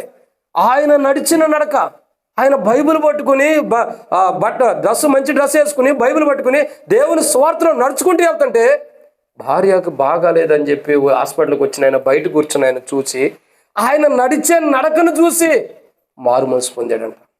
మీకు తెలియపోవచ్చు, మేము చూడలేదు. ఆయన పేరు యాపీ పాల్ గారు. ఒక భగత్ సింగ్ గారి యొక్క నడకను చూసే మారు మనసు పొందాడు, జీవితం మార్చుకున్నాడు. అది మాదిరికరమైన జీవితం అంటే. మనం నడిచే నడక ఇంపార్టెంట్. మనం ఎలా నడుస్తున్నామో అది ఇతరులు కూడా అలాగే నడుస్తారు, మన పిల్లలు కూడా అలాగే నడుస్తారు. ఈరోజు మనం సారోని యొక్క అనుభవంలోకి రావాలంటే మనము మాదిరికరంగా ఉండాలి అందరికీ. ఇప్పుడు చూడండి, ఒక వ్యక్తి రోజు సిగరెట్లు తాగుతూ ఉండేవాడు. జాషువా బ్రదర్ ఉంటాడా? ఏమైనా అలవాట్లు ఉండయా? దేవుని కొందనాలి. మొన్న ఒకసారి మీటింగ్కి వెళ్ళాం. కేక్ తెచ్చారు. కేక్ తెస్తే దానికి ఏదో క్యాండిల్ పెడతారు కదా, క్యాండిల్ పెట్టారు. నేను అన్నాను, ఎవరికైనా అగ్గిపెట్టి అలవాటు ఉందా అన్న. టక్కనే తీసేస్తున్నారు లైట్లు, అగ్గిపెట్లు. మన మందిరంకి వస్తారు, అగ్గిపెట్టి అలవాటు ఉండదు. అట్లాగే ఏం లేదు కదన్నా. దేవుని కొందనాలి. కాబట్టి ఏమడిగాను నేను ఇప్పుడు? అక్క చెప్పండి, పెద్దగా చెప్పండి. అగ్గిపెట్టుగా దానికి ముందర అడిగా. లైట్ కదా ఇంకా అన్నా, పెద్దగా చెప్పండి, నేను పట్ల. కేక్ కాదక్క, ఇంకోటి ఏదో అడిగాను. ఆగండి, ఇప్పుడు చెబుతా. బ్రదర్ చెబుతాడేమో చూస్తున్నా. సిగరెట్లు తాగే అలవాటు ఉందా అని. ఓ రోజు ఒక తండ్రి ఏం చేశాడంటే, ఓ పిల్లవాడికి డైలీ చెబుతున్నాడంట, రోజులో సిగరెట్ పెట్టి కొనుక్కోమని చెబుతున్నాడట. వాడు వెళ్తున్నాడు, రోజు సిగరెట్లు కొనుక్కొస్తున్నాడు. ఓ రోజు ఏం చేశాడంటే, రోజు మా డాడీకి తీసుకెళ్ళి పెట్టిస్తున్నా కదా, ఓ రోజు ట్రెండ్ మారుద్దామని వాడు సిగరెట్ ప్యాకెట్ కొని దాంట్లో ఓ సిగరెట్ అక్కడే ముట్టించుకుని ఇంటికి వచ్చేదాకా కాల్చుకుంటూ వచ్చి ఇంటికాడ కింద పడేసి వాళ్ళ డాడీ దగ్గరికి తీసుకెళ్ళి ఈ ప్యాకెట్ ఇచ్చాడు. వాళ్ళ డాడీ ఏమనుకున్నాడంటే రేట్లు పెరుగుంటాయేమో, అందుకే 9 సిగరెట్లు ఇచ్చాడు, 10 ఇవ్వకోకుండా అని చెప్పని ఓ రోజు 2 రోజులు అయిపోయిందట. ఒకనొక రోజు ఆ షాప్ దగ్గరికి వెళ్ళాడు. ఏ షాపు? ఈ సిగరెట్ షాప్ దగ్గరికి వెళ్ళాడు. సిగరెట్ షాప్ దగ్గరికి వెళ్తే ఏమైంది? ఆయన అడుగుతున్నాడు షాప్ అతన్ని, ఏంది సిగరెట్లు రేట్లు ఏమైనా పెరిగిపోయినాయా? నేను డబ్బులు ఇచ్చి పంపుతున్నా, వాడు తక్కువ ఇస్తున్నావు రోజు అంటే, కాదయ్యా 10 కరెక్ట్గానే పెట్టేస్తున్నా, డబ్బులు రేటు పెరగలా. మీ అబ్బాయి కూడా వాడు కాల్చుకుని మిగతా 9 నీకు తెచ్చేస్తున్నాడు అన్నాడు. ఏం చేస్తున్నాడు? ఓటు అతను కాల్చుకుని మిగతా 9 నీకు తెచ్చేస్తున్నాడు అన్నాడు. ఓహో. ఇంటికి వెళ్ళాడు. ఇంటికి వెళ్ళిన తర్వాత తండ్రి అన్నాడు, ఎదురు చూస్తున్నాడు స్కూల్ నుంచి వచ్చేదాకా. స్కూల్ నుంచి వచ్చాడు, రావడంతో బెల్ట్ తీసుకున్నాడు. ఏరా నీకు బుద్ధి ఉందా? సిగరెట్ కాలుతావా? జ్ఞానం ఉందా? అది దాన్ని సిగరెట్ కాలితే ఎంత నష్టం వచ్చిందో చెప్పాడు. దెబ్బలు తిన్నాడు, అన్నీ అయిపోయినాయి. ఓ మాట అన్నాడు, డాడీ నువ్వు కూడా సిగరెట్ కాలుతున్నావు, ఆ బెల్ట్ నాకి అయితే అన్నాడు. ఏమన్నాడు? ఆ బెల్ట్ నాకి ఎందుకు? నువ్వు సిగరెట్ కాలుతున్నావుగా, నేను కాల్చానని కొట్టావు కదా, ఇప్పుడు నేను ఎత్తుకెళ్ళి తాతకెత్తా ఈ బెల్ట్. ఆయన ఎవరని తెలుస్తాడు. ఎందుకంటే నా తండ్రి నువ్వు నన్ను కొట్టినప్పుడు, తప్పు చేసినప్పుడు నీ తండ్రి నిన్ను కొట్టాలి. అంటే మాదిరికరమైన జీవితం లేదు. ఇప్పుడు ఆ తండ్రి ఆ కుమారుడికి ఏం నేర్పాడు? సిగరెట్ కాల్చడం నేర్పాడు. ఇప్పుడు మానేరా అంటున్నాడు, మానేస్తాడా? మానేడు. ఎందుకు మానేడు? ఇతడు మానేస్తే అతను మానేస్తాడు. ఇతడు కాలుస్తున్నంతకాలం అతను కాలుస్తాడు. అంటే మాదిరికరమైన జీవితం దేంట్లో? ఒక మనిషి ఏ విషయంలో మాదిరికరమైన జీవితం కలిగి ఉంటున్నాడు? ఈరోజు ప్రతి మనిషి కూడా దైవికమైన విషయాల్లో మాదిరికరమైన రీతిలో ఉండాలి. మనిషి అబద్ధ ఆడని విషయాల్లో మాదిరికరంగా ఉండాలి, పాపం చేయని విషయాల్లో మాదిరికరంగా ఉండాలి, దొంగతనం చేయని విషయాల్లో మాదిరికరంగా ఉండాలి. ఒకటి మనం జీవితున్నామంటే దాని విషయాల్లో మనం మాదిరికరంగా ఉండాలి. మనం చెప్పేది ఏంటి తెలుసా అండి? పాపం వల్ల వచ్చే జీతం మరణం. మేము పాపం చేయట్లేదు అంటాం. లేదా పాపం చేసిన వాడు మరణానికి వెళ్తాడు, నష్టానికి వెళ్తాడు, నరకానికి వెళ్తాడు అంటాం. మరి మనం చేసేది ఏంటి? దేవుని ఆజ్ఞాతిక్రమమైన పాపమే కదా. అంటే మనం చెబుతాం కానీ మాదిరికరమైన జీవితం లేదు. చాలా మందికి అదే వచ్చింది. క్రీస్తులో మాదిరికరమైన జీవితం. ఒక మనిషి ఎలా మంచి ప్రవర్తన కలిగి ఉండాలో, దేవుని మందిరం పోయినప్పుడు నీ ప్రవర్తన జాగ్రత్తగా చూసుకోమని ప్రసంగి గ్రంథం 5వ అధ్యాయం 1వ వచనం రాయబడినట్లు మన ప్రవర్తన ఇంపార్టెంట్. మన ప్రవర్తన బాగుంటే ఇతరులు మాదిరికరంగా ఉండగలుగుతాం. అప్పుడు మన ప్రవర్తన బాగున్నప్పుడు, ఇతరులకు మాదిరికరంగా ఉన్నప్పుడు ప్రభు చూసినప్పుడు మనం షారోను వలె సౌందర్యవంతులుగా ఉంటాం. మన వాక్యములు సౌందర్యవంతులుగా ఉండాలా, ఆత్మీయతలో సౌందర్యవంతులుగా ఉండాలా, ఇంకా మాదిరికరమైన విషయాల్లో సౌందర్యవంతులుగా ఉండాలి. ఇంక 2 మాటలు చెప్పి ముగిచ్చేస్తా. టైం ఎంత చూడక్క? ఎంతక్క? 7:30 స్టార్ట్ చేసిన కూడిక 8:30 అయింది. అంటే మనం ఎంత తొందరగా వస్తున్నామో అర్థమైపోయింది. కానీ నేను కూడా అందుకే ఆలస్యమైన పర్లేదని 2-3 రోజులు అందుకే చెప్పుకుంటూ వెళ్తున్నా. సో కాబట్టి ఏంటంటే త్వరగా వస్తే త్వరగా అయింది. కానీ ఇంకా 4 విషయాన్ని చూద్దాం. అపోస్తలుడైన పౌలు ఫిలిప్పీయులకు రాసిన పత్రిక 3వ అధ్యాయం 14వ వచనం. అపోస్తలుడైన పౌలు ఫిలిప్పీయులకు రాసిన పత్రిక 3వ అధ్యాయం 14వ వచనం. క్రీస్తు యేసునందు దేవుని ఉన్నతమైన పిలుపునకు కలుగు బహుమానమును పొందవలనని గురి యొద్దకే పరిగెత్తుచున్నాను. ఎన్నో మాట అండి ఇది? మైకిలన్నా 4. మంచోడి. కానీ ఇది 4వ మాట. మనం ఏ విషయంలో సౌందర్యవంతులుగా ప్రభు కనబడాలంటే మొట్టమొదటిగా వాక్యములో, 2 ఆత్మీయత ఎదిగే ఆత్మీయతలో, 3 మాదిరికరమైన జీవితంలో, 4వదిగా చూస్తున్నట్లయితే 4వ చూసే విశ్వాస జీవితంలో. ఏ జీవితం అండి? విశ్వాసం. మనం విశ్వాసంలో ప్రభువుకు మాదిరికరంగా ఉండాలి. ఎలాగూ? విశ్వాస విషయంలో మాదిరికరంగా ఉండాలి. అందుకే కదా విశ్వాస విషయంలో సౌందర్యంగా లేని యేసు ప్రభు శిష్యులను యేసు ప్రభు గద్దించింది. పేతురు ఏం చేశాడు? యేసు ప్రభు వారు నీళ్ళ మీద నడిచి వచ్చినప్పుడు, ప్రభా నీవే అయితే నేను కూడా నీళ్ళ మీద నడుచు అధికారం ఆజ్ఞయం అన్నప్పుడు నడువు పేతురు అనగానే 2 అడుగులు వేయగానే మునిగిపోతూ వచ్చాడు. విశ్వాస విషయంలో పేతురు సౌందర్యవంతుడిగా లేడు. అందుకంటాడు విశ్వాసం లేని మూర్ఖపు తరములారా అని ప్రభు గద్దిస్తున్న వాడుకుంటాడు. 2వదిగా చూసినట్టయితే మరి మార్క్స్ వార్తలో మనం చూసినట్టయితే మోగదేం పట్టిన వాడి పిల్లవాని తండ్రి యేసు ప్రభు దగ్గరికి వచ్చి అంటాడు, అయ్యా పలుమార్లు నీ యొక్క శిష్యుల దగ్గర తీసుకొచ్చాం, నా కుమారుడికి దెయ్యం పట్టింది, అది తరచుగా నీళ్లలోనూ అగ్నిలోనూ పడవేస్తుంది, వాడి ప్రాణం తీయడానికి ఎదురు చూస్తుంది, దయచేసి నీ వల్ల అయితే అతన్ని స్వస్థపరచు, నీ శిష్యుల దగ్గర తీసుకొచ్చే వారి వల్ల కాలా. అప్పుడు ప్రభు అంటాడు కదా, విశ్వాసం లేని మూర్ఖపు లోపల రండి, విశ్వాసం లేని మూర్ఖపు తరములారా నేను ఎంతకాలం మీతో ఉందును, ఎంతకాలం మిమ్మల్ని ఎంత గొప్ప మాట అన్నాడు. ఎంతకాలం అని మిమ్మల్ని సహించాలి? విశ్వాసము లేని ప్రతి రక్షణ పొందిన మనుషుడి విషయమే ప్రభు అన్నాడు, ఎంతకాలం మిమ్మల్ని సహించాలి అంటే అర్థం ఏంటండి? రండి లోపల రండి అన్న. అంటే అర్థం ఏంటి చెప్పండి? ఎంతకాలం అని మిమ్మల్ని సహించాలంటే విశ్వాస విషయంలో సౌందర్యవంతులుగా లేరు. ఈరోజు చాలా మంది యొక్క జీవితాల్లో, చాలా మంది యొక్క అనుభవాలు చూసినట్టే విశ్వాస విషయంలో సౌందర్యవంతులుగా లేరన్న దానికి మాట చెప్పమంటారా? షారోన్ యొక్క అనుభవం మనం లేవంటా దానికి మాట చెప్పమంటారా? ఈరోజు ఇక్కడ ఎవరైనా సరే పిల్లల రక్షణ కొరకు ప్రార్థన చేసిన వాళ్ళు ఎవరైనా ఉంటారా? పోనీ పిల్లల రక్షణ కాదు, ఎవరైనా సరే నాకు కడుపు నొప్పి వచ్చింది, తలనొప్పి వచ్చింది, బాధ వచ్చింది, నా కొరకు ప్రార్థించండి అని ఎవరైనా చెప్పారా? చేయొద్దండి. 2 ఉంటే అన్నలకు రవ్వన్నకు కానీ ఎవరో వాళ్ళకి మాకు ఈ బలహీనత ఉంది, మా అనారోగ్యం కోసం ప్రార్థన చేయండి అని చెప్పిన వాళ్ళు ఎవరైనా ఉన్నారా?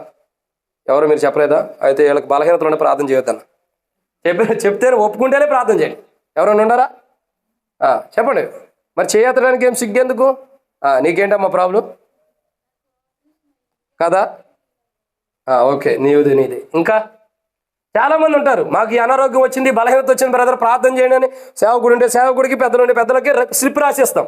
మందిరంలో మనం కూడా ఏం చేస్తాం, సంఘ ప్రార్థన కూడికల్లో ఉపవాస ప్రార్థనలో, ప్రభువా నాకు ఈ అనారోగ్యం ఉంది, యేసు ప్రభు నామమున విశ్వాసంగా ప్రార్థన చేస్తున్న ఇది తొలగిపోను గాక ఆమేనంటాం. మళ్ళా రేపు వచ్చి నువ్వు చేసే ప్రార్థన ఏంటి? ఈరోజు విశ్వాసంగానే ప్రార్థన చేసావు కదా, అవునా? మళ్ళీ రేపు పొద్దున వచ్చి చేసే ప్రార్థన ఏంటి? ప్రభువా నాకు ఇంకా అనారోగ్యం ఉంది, దాన్ని తొలగించు. అది బావాలని నేను విశ్వాసంగా ప్రార్థన చేశాను అన్నావుగా, అది బావాలని యేసు ప్రభు నామమున విశ్వాసంగా ప్రార్థన చేశాను అన్నావుగా, మళ్ళీ ఈరోజు దాని గురించి ఎందుకు ప్రార్థన చేస్తున్నా అంటే విశ్వాసం లేదు, విశ్వాసం లేదు. కానీ ప్రభు కోరుతుంది ఏంటంటే విశ్వాస విషయంలో సౌందర్యవంతులుగా ఉండాలి.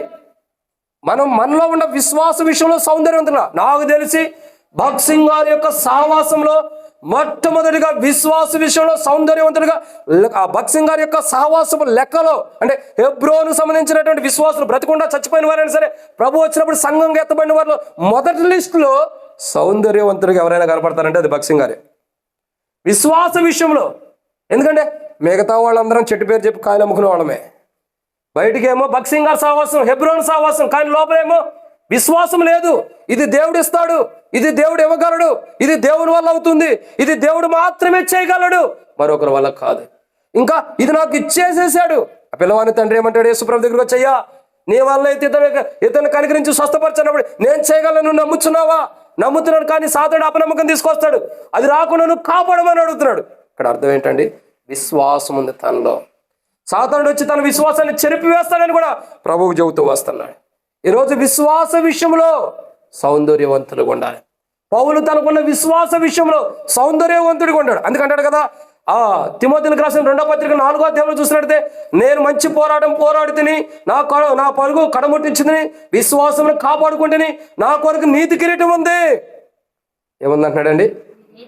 విశ్వాసం ఉండన్నాడా, విశ్వాసం లేకుండా అన్నాడా? ఇప్పుడు చెప్పండి, మనకి ఎన్ని కిరీటాలు ఉన్నాయో? అలా మనకు ఉందా, పోయిందా? ఉందా లేదా చెప్పండి, చెప్పాలి. అసలు మనకి కిరీటాలు ఉన్నాయా లేవా? నమ్మకం తక్కువే. ఉందని గట్టిగా చెప్పటమే లేదు మనలాంటి ఎవరో ఒకళ్ళు ఇద్దరు. నమ్మకం తక్కువే. ఎందుకంటే ఇక్కడి నుంచి వెళ్ళిపోయిన తర్వాత విశ్వాసం పోయింది కదా. ఇప్పుడు విశ్వాసం ఉండేది ఎలాగంటే, మన అన్నీ కూడా రాతి నేల పడిన విత్తనాలు లాంటి వాళ్ళం. అందుకనే కొద్దిగా మొక్క మొలిసినట్టు విశ్వాసం ఇప్పుడు ఉండిద్ది. ఇంకా ముళ్ళ కంచెలో పడిన విత్తనాలు లాంటి వాళ్ళం, అందుకే కొద్దిగా ఉంటుంది. మరీ త్రోవ పక్క పడినటువంటి విశ్వాసం కలిగిన వాళ్ళం కాదు. రాతి నేల ముళ్ళ కంచెలో పడిన వాళ్ళం, అందుకే ఇప్పుడు విశ్వాసం ఉండేది.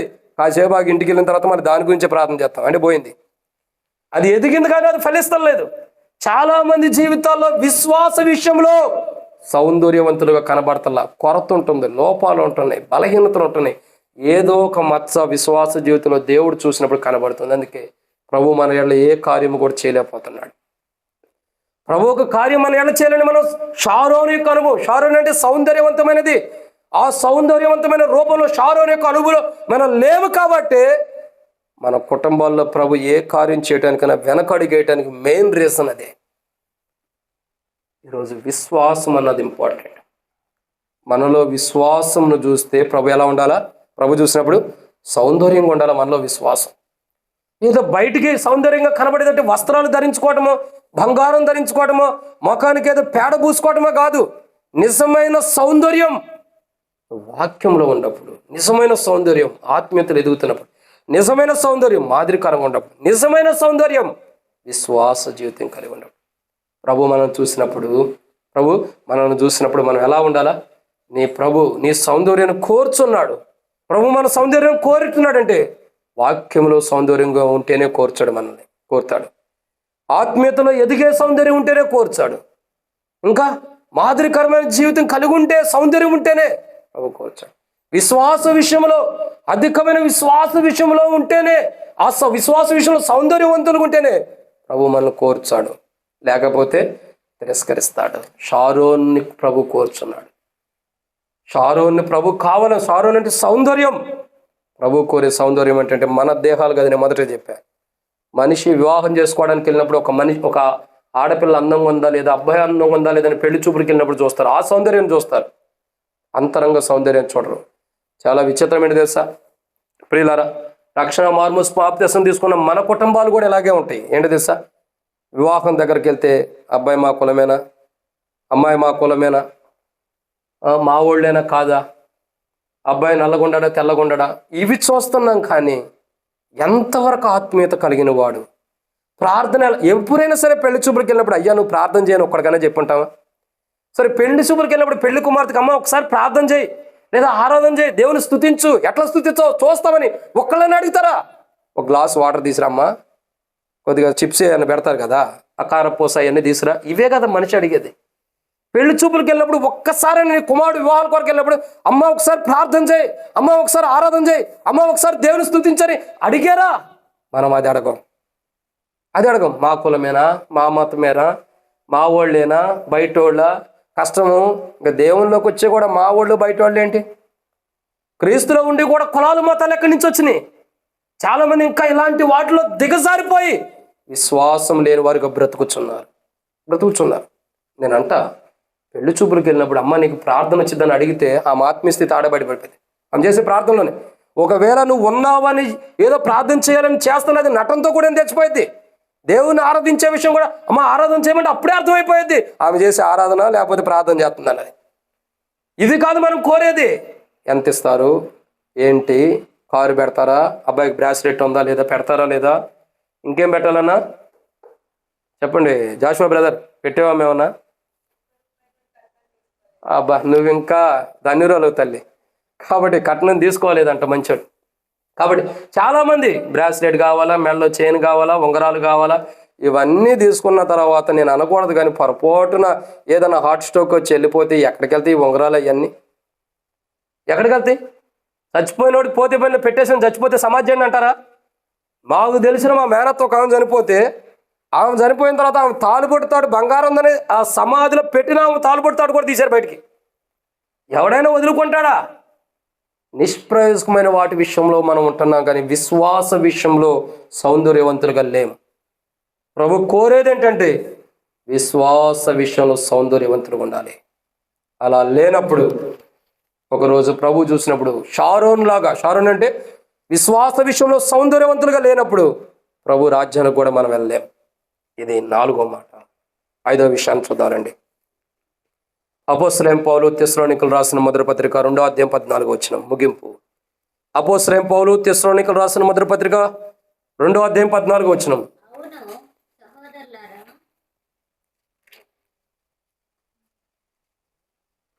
నువ్వు చదువక్క, షారోన్ చదువు చివరిగా. రెఫరెన్స్ చెప్పనా? మా తల్లి చూడండి. అపోస్తలుడైన పౌలు తెస్సలోనికీయులకు రాసిన మొదటి పత్రిక 2వ అధ్యాయం 14వ వచనం. మీరు చదవండి అక్క రెఫరెన్స్ చూసేటప్పుడు మీరు చదివేస్తారు, చదవండి. మీకు బాధగా ఉందా ఈరోజు బర్త్డే మీటింగు? బ్రదర్ పెట్టాడని బాధ అవుతుందా?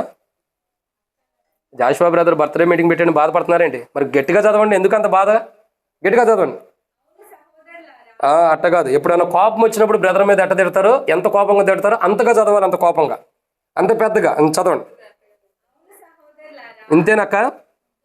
బ్రదర్ ఉన్నాడు ఇక్కడ బయట సాక్ష్యం ఇస్తాడు. సరే చదవండి. సహోదరులారా, మీరు యోదయలో క్రీస్తునందున్న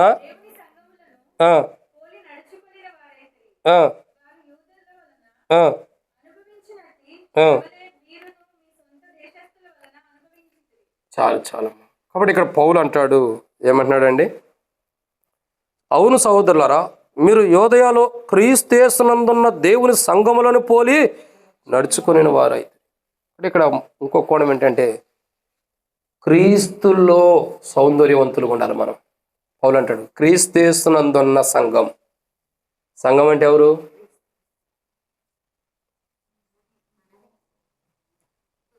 సంఘం అంటే క్రీస్తునందు మనమేన కాదక్క. సంఘం అంటే ఆయన స్వరక్తం ద్వారా కడగబడి జీవితం మార్చబడి యేసు ప్రభువా నేను పాపి, నా పాపాలని క్షమించు ప్రభువా అని నీ రక్తం ద్వారా కడుగని ఒప్పుకున్నవారు సంఘం. వారే క్రీస్తులో ఉండేవారు. ఇప్పుడు షారోన్ యొక్క అనుభవం సౌందర్యవంతులుగా ఎక్కడ ఉండాలంటే క్రీస్తులో ఉండాలి.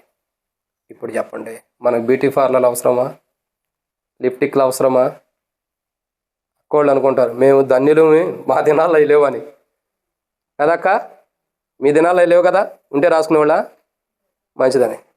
కాబట్టి అన్న పౌడర్ ఉందంట కాక, నాకు తెలియదు, డానియల్ అన్న అంటున్నాడు, నా మీద అనుకోవద్దు. కాబట్టి పౌడర్ ఉందంట కదా, రాసుకున్నారా? మంచివాళ్ళు, మీరు చాలా ధన్యులు. క్రీస్తేసులో సౌందర్యవంతులుగా ఉండాలి, లోకంలో కాదు. షారోన్ అంటే క్రీస్తేసులో సౌందర్యం కలిగిన ఆమె, క్రీస్తేసులో సౌందర్యవంతులు. ఈరోజు చాలామంది క్రైస్తవులు పెళ్ళిళ్ళకి వెళ్తుంటే, వాళ్ళ పెళ్ళికి కాదు, వాళ్ళ పెళ్ళికి ఎటు వెళ్తారులేండి, వేరే వాళ్ళ పెళ్ళిళ్ళకి వెళ్తుంటే ఎంత దరిద్రంగా తయారవుతారు చెప్పండి. చెప్పు కిషోరన్న, మనం చెప్పొచ్చు కదా, వీళ్ళు విశ్వాసులా, వీళ్ళు దేవుని బిడ్డలా, ఇలాంటి చీరలు కట్టుకుని, ఇలాంటి వస్త్రాలు ధరించుకుని, ఇలాంటి మేకప్లు వేసుకుని ఈ పెళ్లికి వెళ్తున్నారు. వీళ్ళైనా నిజంగా దేవుని మందిరంలో ఆరాధించేది? క్రీస్తేస్తులో ఉన్నవారు దేవునిలో సౌందర్యవంతులుగా ఉంటారు, కానీ భౌతికమైన సౌందర్యాన్ని కోరరు. భౌతికమైన సౌందర్యం మీద మనసు ఉండదు. క్రీస్తేసులో సౌందర్యవంతులుగా ఉండాలి మనం. షారోన్ యొక్క అనుభవంలో మనం ఉండాలని ప్రభు కోరుచున్నాడు. అందుకే ఈరోజు సోదరి షారోన్ యొక్క బర్త్డే విషయమే మనకు దేవుడు బయలుపరుస్తున్న మాట ఇదే. షారోన్ యొక్క అనుభవంలో మనం ఉండాలి.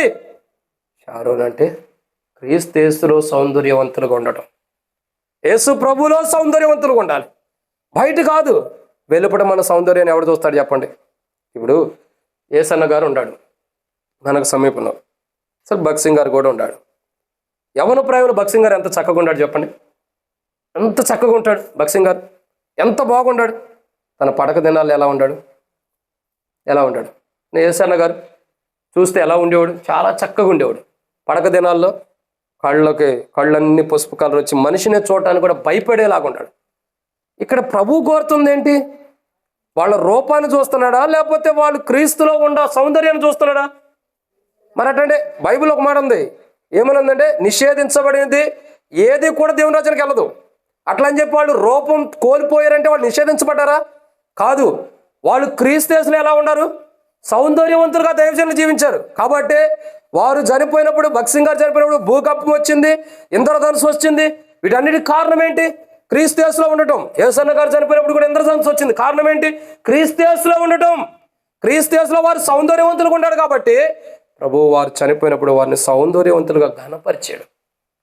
మనం చచ్చిపోతే ఎండ బాగా మెట్ట మధ్యాహ్నం మంచి ఎండ వచ్చేటప్పుడు కూడా, వడగాలిగా వచ్చేటప్పుడు కూడా గాలివాన వచ్చి కొట్టిపోతుంది మన సమాధి పెట్టి కూడా. అలా ఉండేది మన సౌందర్యం. కానీ క్రీస్తులో సౌందర్యవంతులుగా ఉంటారు. షారోన్ యొక్క అనుభవంలో, షారోన్ అంటే క్రీస్తులో సౌందర్యంగా ఉండేవారు. మనం యేసు ప్రభులోనే సౌందర్యంగా ఉండాలి. యేసు ప్రభులో సౌందర్యం అని చెప్పాడని చెప్పి రేపటి నుంచి హై హీల్స్లు, పేరునవ్వులు, పౌడర్లు మందిరానికి కూడా తెచ్చుకుని, కిట్ బాక్స్ తెచ్చుకుని మొహాన్ని పూసుకుంటూ కూర్చోవడం కాదండి. మందిరంలో సౌందర్యం ఉంటామంటే అది కాదు. మనం క్రీస్తు ఎలా ఉన్నాడో, యేసు ప్రభు ఎలాంటి జీవితాన్ని జీవించాడు, ఎలాంటి ప్రవర్తన కలిగి ఉన్నాడు. భూమి మీద ఆయన జీవించినప్పుడు అనేక మంది స్త్రీలని అమ్మా అని పిలుస్తూ వచ్చాడు. అంతే కదా? అదే కదా క్రీస్తులో ఉండే సౌందర్యం అంటే. క్రీస్తులో ఉండే సౌందర్యం అంటే అదే కదా. క్రీస్తులో ఉండే సౌందర్యం అంటే పాపం చేసిన వాడిని క్షమించడమే క్రీస్తులో సౌందర్యం అంటే. మనకుండా బలహీనత ఏంటి తెలుసా? ఎవరైనా పాపం చేస్తే క్షమించలేం. అది మన అన్న అయినా, మన తమ్ముడైనా, మన రక్త సంబంధికుడైనా, మన బంధువులైనా, స్నేహితులైనా ఎవరైనా పాపం చేస్తే మనం క్షమించలేం. దూరం పెట్టేస్తాం, బయటకు దూరానికి లాగేస్తాం, దూరం పక్కకు నెట్టేస్తూ ఉంటాం. కానీ అది కాదు ప్రభు కోరేది. క్రీస్తులో సౌందర్యం అంటే వాళ్ళ దగ్గర తీయాలా, వారి పాపాలు క్షమించాలా, వారిని సమకూర్చుకోవాలా, వారిని దగ్గర తీసుకోవాలి, వారిని సరిదిద్దాలి. క్రీస్తులో సౌందర్యవంతులుగా ఉండాలి. అంటే ప్రభు కోరేది ఏంటంటే క్రీస్తులో షారోను వలె అనగా సౌందర్యవంతులుగా ఉండాలని ప్రభు కోరుచున్నాడు. అప్పుడు క్రీస్తులో మనం సౌందర్యవంతులుగా ఉంటే ప్రభు మనం చూసినప్పుడు, నీ రాజు, నీ ప్రభు నీ సౌందర్యాన్ని కోరుచున్నాడు. ఆ సౌందర్యం వాక్యములో ఉంటుంది, ఆ సౌందర్యం ఆత్మీయత ఎదుగుదలలో ఉంటుంది, ఆ సౌందర్యం మాదిరికరమైన జీవితం ఉంటుంది, ఆ సౌందర్యం విశ్వాసంలో ఉంటుంది, ఆ సౌందర్యం క్రీస్తు యేసులో ఉన్నప్పుడు ఉంటుంది. ఇప్పుడు చెప్పండి, షారోను సిస్టరు బర్త్డే. షారోన్ అంటే ఏంటి? సౌందర్యం. ప్రభు మన సౌందర్యాన్ని కోరుచున్నాడు. అటు వాక్య వెలుగులో, ఆత్మీయతలో, ఇంకా మాదిరికరమైన రీతిలో, విశ్వాస జీవితంలో, ఇంకా క్రీస్తులో సౌందర్యవంతులుగా ఉంటే ఆ సౌందర్యాన్ని ప్రభు కోరుచున్నాడు. ఇప్పుడు చెప్పమ్మా షారోన్ సిస్టర్, ప్రభు నిన్ను కోరుచున్నాడా లేదా? కోరుతున్నాడా? అయితే ఇవన్నీ నీలో ఉండయా? చెప్పాలి ఇప్పుడే. ఉండయా? లేవు. పైకి ఉండయి అంటాంలేండి, ప్రభు తెలుసు. అన్నిట్లో ఒక షారోన్ సిస్టరే కాదు, మనమందరం కూడా షారోన్ యొక్క అనుభవంలోకి రావాలి. అనుభవం ఏంటి? ఖచ్చితంగా సౌందర్యవంతులుగా ఉండాలి. విశ్వాస విషయంలో అవిశ్వాసం, అపనమ్మకం, ఒడిదుడుకులతో ఉండ అవిశ్వాసం వద్దు. విశ్వాస విషయంలో ప్రభుని ఏదైనా అడిగి ఉంటే అది ఇస్తాడని నమ్మకం ఉంటాం. విశ్వాసంలో నువ్వు ప్రభు చూసినప్పుడు నిన్ను సౌందర్యవంతులుగా ఉండాలి. ఆత్మీయ విషయాల్లో నిన్ను చూసినప్పుడు సౌందర్యవంతులుగా ఉండాలి. మాదిరికరమైన జీవితంలో ప్రభు చూసినప్పుడు సౌందర్యవంతులుగా ఉండాలి. అప్పుడే నీ రాజు నిన్ను ఇష్టపడతాడు. ఈరోజు ప్రభు యేసుక్రీస్తు ప్రభు మనం ఇలా లేం కాబట్టి సౌందర్యవంతులుగా విశ్వాసం జీవితంలో, మాదిరికరమైన జీవితంలో, ఇంకా ఆత్మీయ జీవితంలో, విశ్వాస విషయంలో మాదిరికరంగా లేం కాబట్టి అలా మాదిరికరమైన జీవితాన్ని మనకి ఇవ్వడానికి షారోను వలె సౌందర్యవంతుడిగా మనం చేయడం కొరకై ఆయన కలువరిశిల్లో ప్రాణం పెట్టి చనిపోయి తిరిగి లేచాడు. ఆయన కలువరిశిల్లో కార్చిన రక్తం ద్వారా, ఆయన మరణ భూస్థాపన పునరుద్ధానం ద్వారా, ఆయన యేసు ప్రభు వారి చివరి రక్తబొట్టు కార్చిన రక్తబొట్టు ద్వారా మనల్ని సౌందర్యవంతులుగా చేయడానికి, ఆయన రక్తం ద్వారా మనల్ని కడగడానికి ఇష్టపడుతున్నారు. ఇంకెక్కడ ఎవరైనా యేసు ప్రభువుని సొంత రక్షకుడిగా అంగీకరించకపోతే, యేసు ప్రభువా నేను పాపిని, నా పాపాలు క్షమించండి, మీ రక్తంతో నా జీవితాన్ని కడగండి, నేను అబద్ధికుని, మోసగాన్ని, పాపం చేస్తాను, నన్ను క్షమించండి, నేను చేసే జీవితం ఉంది, నన్ను క్షమించి నీ రక్తంతో కడుగు ప్రభువా, నీ రక్తం ద్వారా నన్ను సౌందర్యవంతులుగా సిద్ధపరచు ప్రభు అంటే ఆయన తన రక్తం ద్వారా మనలో ఉన్న పాపము, అబద్ధాలు, మోసం, దొంగతనం, వ్యభిచారంతో కూడిన చెడ్డ తలంపులు, చెడ్డ బూతు మాటలు, వీటన్నిటిని కడిగి ఒక మంచి సౌందర్యవంతమైన జీవితాన్ని ప్రవేశిస్తాడు. అలాంటి జీవితం కావాలంటే దగ్గరలో ఉన్న గుణదలలో సియోను ప్రార్థనా మందిరం అని ఉంది. అక్కడికి వస్తే ఆ సౌందర్యవంతమైన జీవితం గురించి ప్రకటించబడుతూ, తెలియపరచబడుతూ వస్తాయి. అయితే మన ప్రవర్తన, మన జీవితం మార్చుకోవడానికి ఆయన రక్తం ద్వారా మనం సౌందర్యవంతులుగా అవటం కొరకై ఒక చిన్న ప్రార్థన చేసుకుందాం. ప్రార్థన. సహోదరి షారోన్ యొక్క బర్త్డే రోజు, ఈరోజు ప్రభు మనతో మాట్లాడుతున్నాడు. షారోన్ అనగా సౌందర్యవంతమైనది. మనం కూడా అలాగ సౌందర్యవంతులుగా ఉండాలని ప్రభు కోరుచున్నాడు. ప్రభు ఆశించిన సౌందర్యం మనలో లేకపోతే, ప్రభువా నీ రక్తంతో కడుగు, యేసయ్యా నీ రక్తంతో నన్ను కడిగి, నాలో ఉన్న అబద్ధాలు, మోసాలు, పాపపు జీవితం, వ్యర్థమైన జీవితాన్ని కడుగు ప్రభా, నన్ను సౌందర్యవంతులుగా స్థిరపరచు ప్రభా, నీ రక్తం ద్వారా కడిగి నాలో ఉన్న పాపపు మట్టి ప్రభా మాలిన్యాన్ని కడిగి సౌందర్యవంతులుగా స్థిరపరచు ప్రభా నువ్వు అడుగుతుంటే, యేసు ప్రభా నన్ను నీ రక్తం ద్వారా కడిగి, నీ నామమున నా జీవితాన్ని కడిగి నీ రక్తం ద్వారా నన్ను పరిశుద్ధపరచు ప్రభా, యేసు ప్రభు నామమున ప్రార్థన చేస్తున్నాను తండ్రి అంటే, నువ్వెక్కడ ఉండా నీ కుడి హస్తం నీ తలగన పైకెత్తించు నీ కోసం ప్రార్థన చేస్తాం. ఇక్కడ కులం మార్చడం లేదు, మతం మారటం లేదు, భేదాభిప్రాయాలు లేవు, అందరూ ప్రార్థనలో ఉంటారు. యేసు ప్రభువా నేను పాపిని, నా పాపాలు క్షమించు, నీ రక్తం ద్వారా నా జీవితాన్ని మార్చు ప్రభా, నీ రక్తం ద్వారానే నాకు మంచి జీవితం ఉందని నువ్వు కోరితే నీ కుడి హస్తం నీ తలగన్న పైకి తుంచు. జస్ట్ నీ కోసం ప్రార్థన చేస్తాం. మిగతా వాళ్ళందరూ ప్రార్థనలో కళ్ళు మూసుకుని ఉన్నారు. ఎవరైనా సరే ఇదిగో నా కోసం ప్రార్థన చేయండి అంటే నీ కోసం ప్రార్థన చేస్తాం అంతే. ఎవరైనా ఉన్నారా? బయట కానీ లోపల కానీ. నేను షారోన్ యొక్క అనుభవం రావాలనుకుంటున్నా. కళ్ళు మూసుకోనండి, ఎవరు అటు చూడదు. బయట కళ్ళు మూసుకో కాబట్టి ఎవరు కూడా అటు ఇటు చూడదు. ప్రభా సహోదరి యేసు ప్రభు నిన్ను క్షమించి షారోన్ లాంటి సౌందర్యవంతమైన జీవితాన్ని ప్రభు నీకు ఇచ్చి నీ జీవితాన్ని మార్చును గాక. పేపర్లో రెడీ చేయండి. ఇంకెవరైనా ఉన్నారా?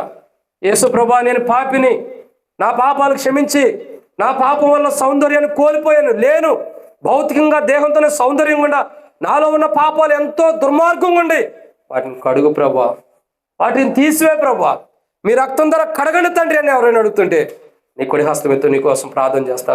నువ్వు చేయెత్తుంచు, నీ దగ్గర నీకు పేపర్ ఇస్తాం, నీ పేరు రాసి, నీ అడ్రస్ రాసి, నీ ఫోన్ నెంబర్ రాసి నీ కోసం మందిరంలో ప్రార్థన చేస్తాం. ఎవరైనా ఉన్నారా?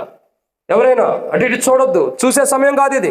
యేసు ప్రభా నేను పాపిని, నా పాపాలు క్షమించి నన్ను నీ నువ్వు కోరుకున్న సౌందర్యంలో నువ్వు నన్ను చూసినప్పుడు నేను ఎలా సౌందర్యవంతులుగా ఉన్నాను అలాంటి సౌందర్యవంతమైన జీవితాన్ని ఇప్పుడు నాలో పాపం ఉంది, లోపం ఉంది, అబద్ధాలు ఉండి, మోసాలు ఉండి, చెడ్డ మాటలు ఉండి, వ్యర్థమైన మాటలు ఉండి, వీటిని తీసివే ప్రభా నీ రక్తం ధర కడుగని అడుగుతుంటే నీ కుడి హస్తం నీ తలగన పైకెత్తొచ్చి నీ కోసం ప్రార్థన చేస్తాం.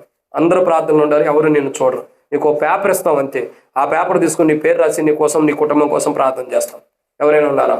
ఇదిగో నా కోసం, నా కుటుంబం కోసం, నా కుటుంబానికి రక్షణ కావాలి, ఈరోజు నాకు రక్షణ అవసరం, నా పాపాలు ఒప్పుకొని యేసయ్యా నేను పాపాలు చేశా, క్షమించు ప్రభా నువ్వు ఒప్పుకుంటే నీ కోసం ప్రార్థన చేస్తాం.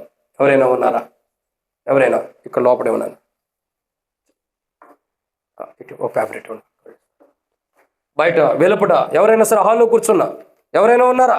యేసు ప్రభా నేను పాపిని, అక్క వెనక ఉన్న పాపకి, యేసు ప్రభా నేను పాపిని, నా పాపాలు క్షమించి నేను షారోనులే సౌందర్యవంతురాలుగా నీకు కనబడాలని నువ్వు ఇష్టపడుతున్నావు. అయితే నేను అలా నా అంతటి నేను కనబడలేను. నీ రక్తం ధర నన్ను కడిగి నువ్వు కోరుకున్న షారోన్ లాంటి సౌందర్యవంతమైన వారుగా నన్ను సిద్ధపరచు ప్రభా నువ్వు అడుగుతుంటే నీ కుడి హస్తం ఎత్తు, నీకోసం ప్రార్థన చేస్తా. ఎన్ని రోజులు ప్రార్థనకు వచ్చినా, ఎన్ని రోజులు చర్చికి వెళ్ళినా, ఎన్ని రోజులు దేవుని మందిరానికి వెళ్తాను, నీ పాపాలు ఒప్పుకోకపోతే ఒక రోజు నీ పాపాలు నిన్ను పట్టుకుంటాయి. అవే నిన్ను నరకానికి తీసుకెళ్తాయి. ఈరోజు ఒప్పుకోవడానికి సిగ్గుపడుతున్నావు. ఒకరోజు ఈ పాపాలను బట్టి నువ్వు సిగ్గుపడి నరకానికి వెళ్ళాల్సిన దినం ఒకటి రాబోతుంది. ఆ దినం రాకమునిపే, ఆ గడి రాకమునిపే నేడే రక్షణ దినమని బైబిల్ అంటుంది. ఇది కులం కాదు, మతం కాదు, ఏది మార్చడం కాదు, నీ హృదయం మార్చుకోవడానికి ఒక అవకాశం. యేసు ప్రభా నేను పాపిని నువ్వు ఒప్పుకుంటే చాలు, నీ కోసం ప్రార్థన చేస్తాం. ఎవరైనా ఉన్నారా? ఇంకా ఎవరైనా? దాచిపెట్టుకోవద్దండి. హృదయంలో పాపాలు దాచుకుంటే ఓ రోజు మరణం వస్తే నష్టపోతావు. ఈరోజు యేసు ప్రభు నీకు ఒక చక్కటి అవకాశం ఇస్తున్నాడు. నీ కులంతో మతంతో ఆయన సంబంధం లేదు, అది మార్చవసరంలా. యేసు ప్రభు నేను పాపినంటే చాలు, హృదయం మార్చడానికి ఆయన సిద్ధంగా ఉన్నాడు. ఇంకెవరైనా ఉన్నారా? ఇంకెవరైనా ఉన్నారా? ప్రభా నా హృదయాన్ని మార్చు, నీ రక్తం ద్వారా కడుగు ప్రభా, నాకు నీ రక్షణ అవసరమని ఇంకెవరైనా కోరుతుంటే నీ కుడి హస్తం ఎత్తుంచండి. ఇంకెవరైనా? దాచిపెట్టొద్దు. బైబిల్లో ఒక మాట ఉంది, అతిక్రమలు దాచిపెట్టి వారు వర్ధిల్లడు, వాటిని ఒప్పుకొని విడిచిపెట్టిన వారు కనికరం పొందుతారంట. ఇంకెవరైనా ఉన్నారా? సోదరి షారోన్ యొక్క బర్త్డే విషయమై ఆమె పేరులో ఉన్న సౌందర్యాన్ని దేవుడు నీకు ఇవ్వాలని కోరుతున్నాడు. నీలో ఉన్న పాపపు జీవితాన్ని, నీలో ఉన్న పాప జీవితాన్ని తీసివేసి సౌందర్యవంతమైన జీవితాన్ని ప్రభు ఇవ్వడానికి కోరుచున్నాడు. ఇంకెవరైనా ఉన్నారా? ఇదిగో ప్రభా నేనున్నాను, నీ రక్తం ధర నన్ను కడుగు, ఆ సౌందర్యవంతమైన జీవితం షారోన్ యొక్క అనుభవం నాకు కావాలంటే నీకోసం ప్రార్థన చేస్తే ఇంకెవరైనా ఉన్నారా? ఇంకా ఎవరైనా ఉన్నారా? ఇంకా ఎవరైనా? చివరిగా ప్రార్థన. ప్రేమ కలిగిన తండ్రి, పరిశుద్ధుడు అయిన దేవా మీకు స్తోత్రాలు. విత్తబడిన మాటకు నీరు కట్టి ఫలింపచేయండి. షారోన్ యొక్క అనుభవంలో సౌందర్యవంతులుగా ఉండాలని కోరుచున్నాం. నీ రాజు, నీ ప్రభు నీ సౌందర్యాన్ని కోరుచున్నాడని బైబిల్లో ఉంది. ప్రభా నువ్వు మా సౌందర్యాన్ని చూచి కోరుకుంటున్నావు. నువ్వు కోరుకున్న సౌందర్యం మాలో తండ్రి ఆత్మీయతలో ఉంది. నువ్వు కోరుకున్న సౌందర్యం మాలో చూడాలనుకుంటే అది వాక్యంలో మాలో ఉంటేనే ఉంది. విశ్వాసంలో మాదిరికరమైన జీవితంలో ఉంటేనే ప్రభా సౌందర్యం మాలో నుండి మీకు కనబడేది. మీ రాజు మీ సౌందర్యం కోరుచున్నాడు, ఆ సౌందర్యం వాక్యంలోనే ఉంది. మాదిరికరమైన జీవితంలో దేవా మరొక చోట లేదు. నీవు కోరే సౌందర్యం 500 అనుభవంలో ఉందని మేము చూస్తూ వచ్చాం. అలాంటి అనుభవం నాకు లేదు ప్రభా. నా హృదయంలోకి రాని తీర్మానం చేసుకున్న వారికి తీర్మానం స్థిరపరచండి. ఇంకెవరైనా హృదయంలో కూడా తీర్మానం చేసుకుని బయటికి చేయత్రాన్ని సిగ్గుపడితే వారిని కూడా క్షమించి మీ రక్తం తగ్గండి. బహిరంగంగా చేయత్రాన్ని సిగ్గుపడితే ఇంకా కఠినం చేసుకుని హృదయం మార్చుకోకపోతే మరో తరుణంలో వారికి నష్టం రాకమునిపో వారు సరిచేయబట్టడం సాయం చేయబడిన తీర్మానం స్థిరపరచండి. సోదరి షారోన్ని దీవించండి. తనకి ఇచ్చినటువంటి బర్త్డే కొడుకుని బట్టి వందనాలు, నూతన జన్మను బట్టి చూస్తున్నాను తండ్రి. నూతన సంవత్సరం బట్టి మీకు వందనాలు. ఆ నూతన సంవత్సరం తన జీవితంలో మరో సంవత్సరం బహుమానంగా ఇచ్చినందుకు వందనాలు. తనని దీవించి ఆశ్రయించి నీ కృపలో బలపరిచి తన బర్త్డే ద్వారా ఒక వ్యక్తిని రక్షించబడడానికి ఇచ్చిన అవకాశాన్ని బట్టి స్తుతిస్తూ యేసు ఈ కుటుంబాన్ని కూడా దీవించమని, చేసుకున్న తీర్మానం స్థిరపరచమని యేసు ప్రభు నామములో ప్రార్థన చేస్తున్నాను తండ్రి. ఆమేన్.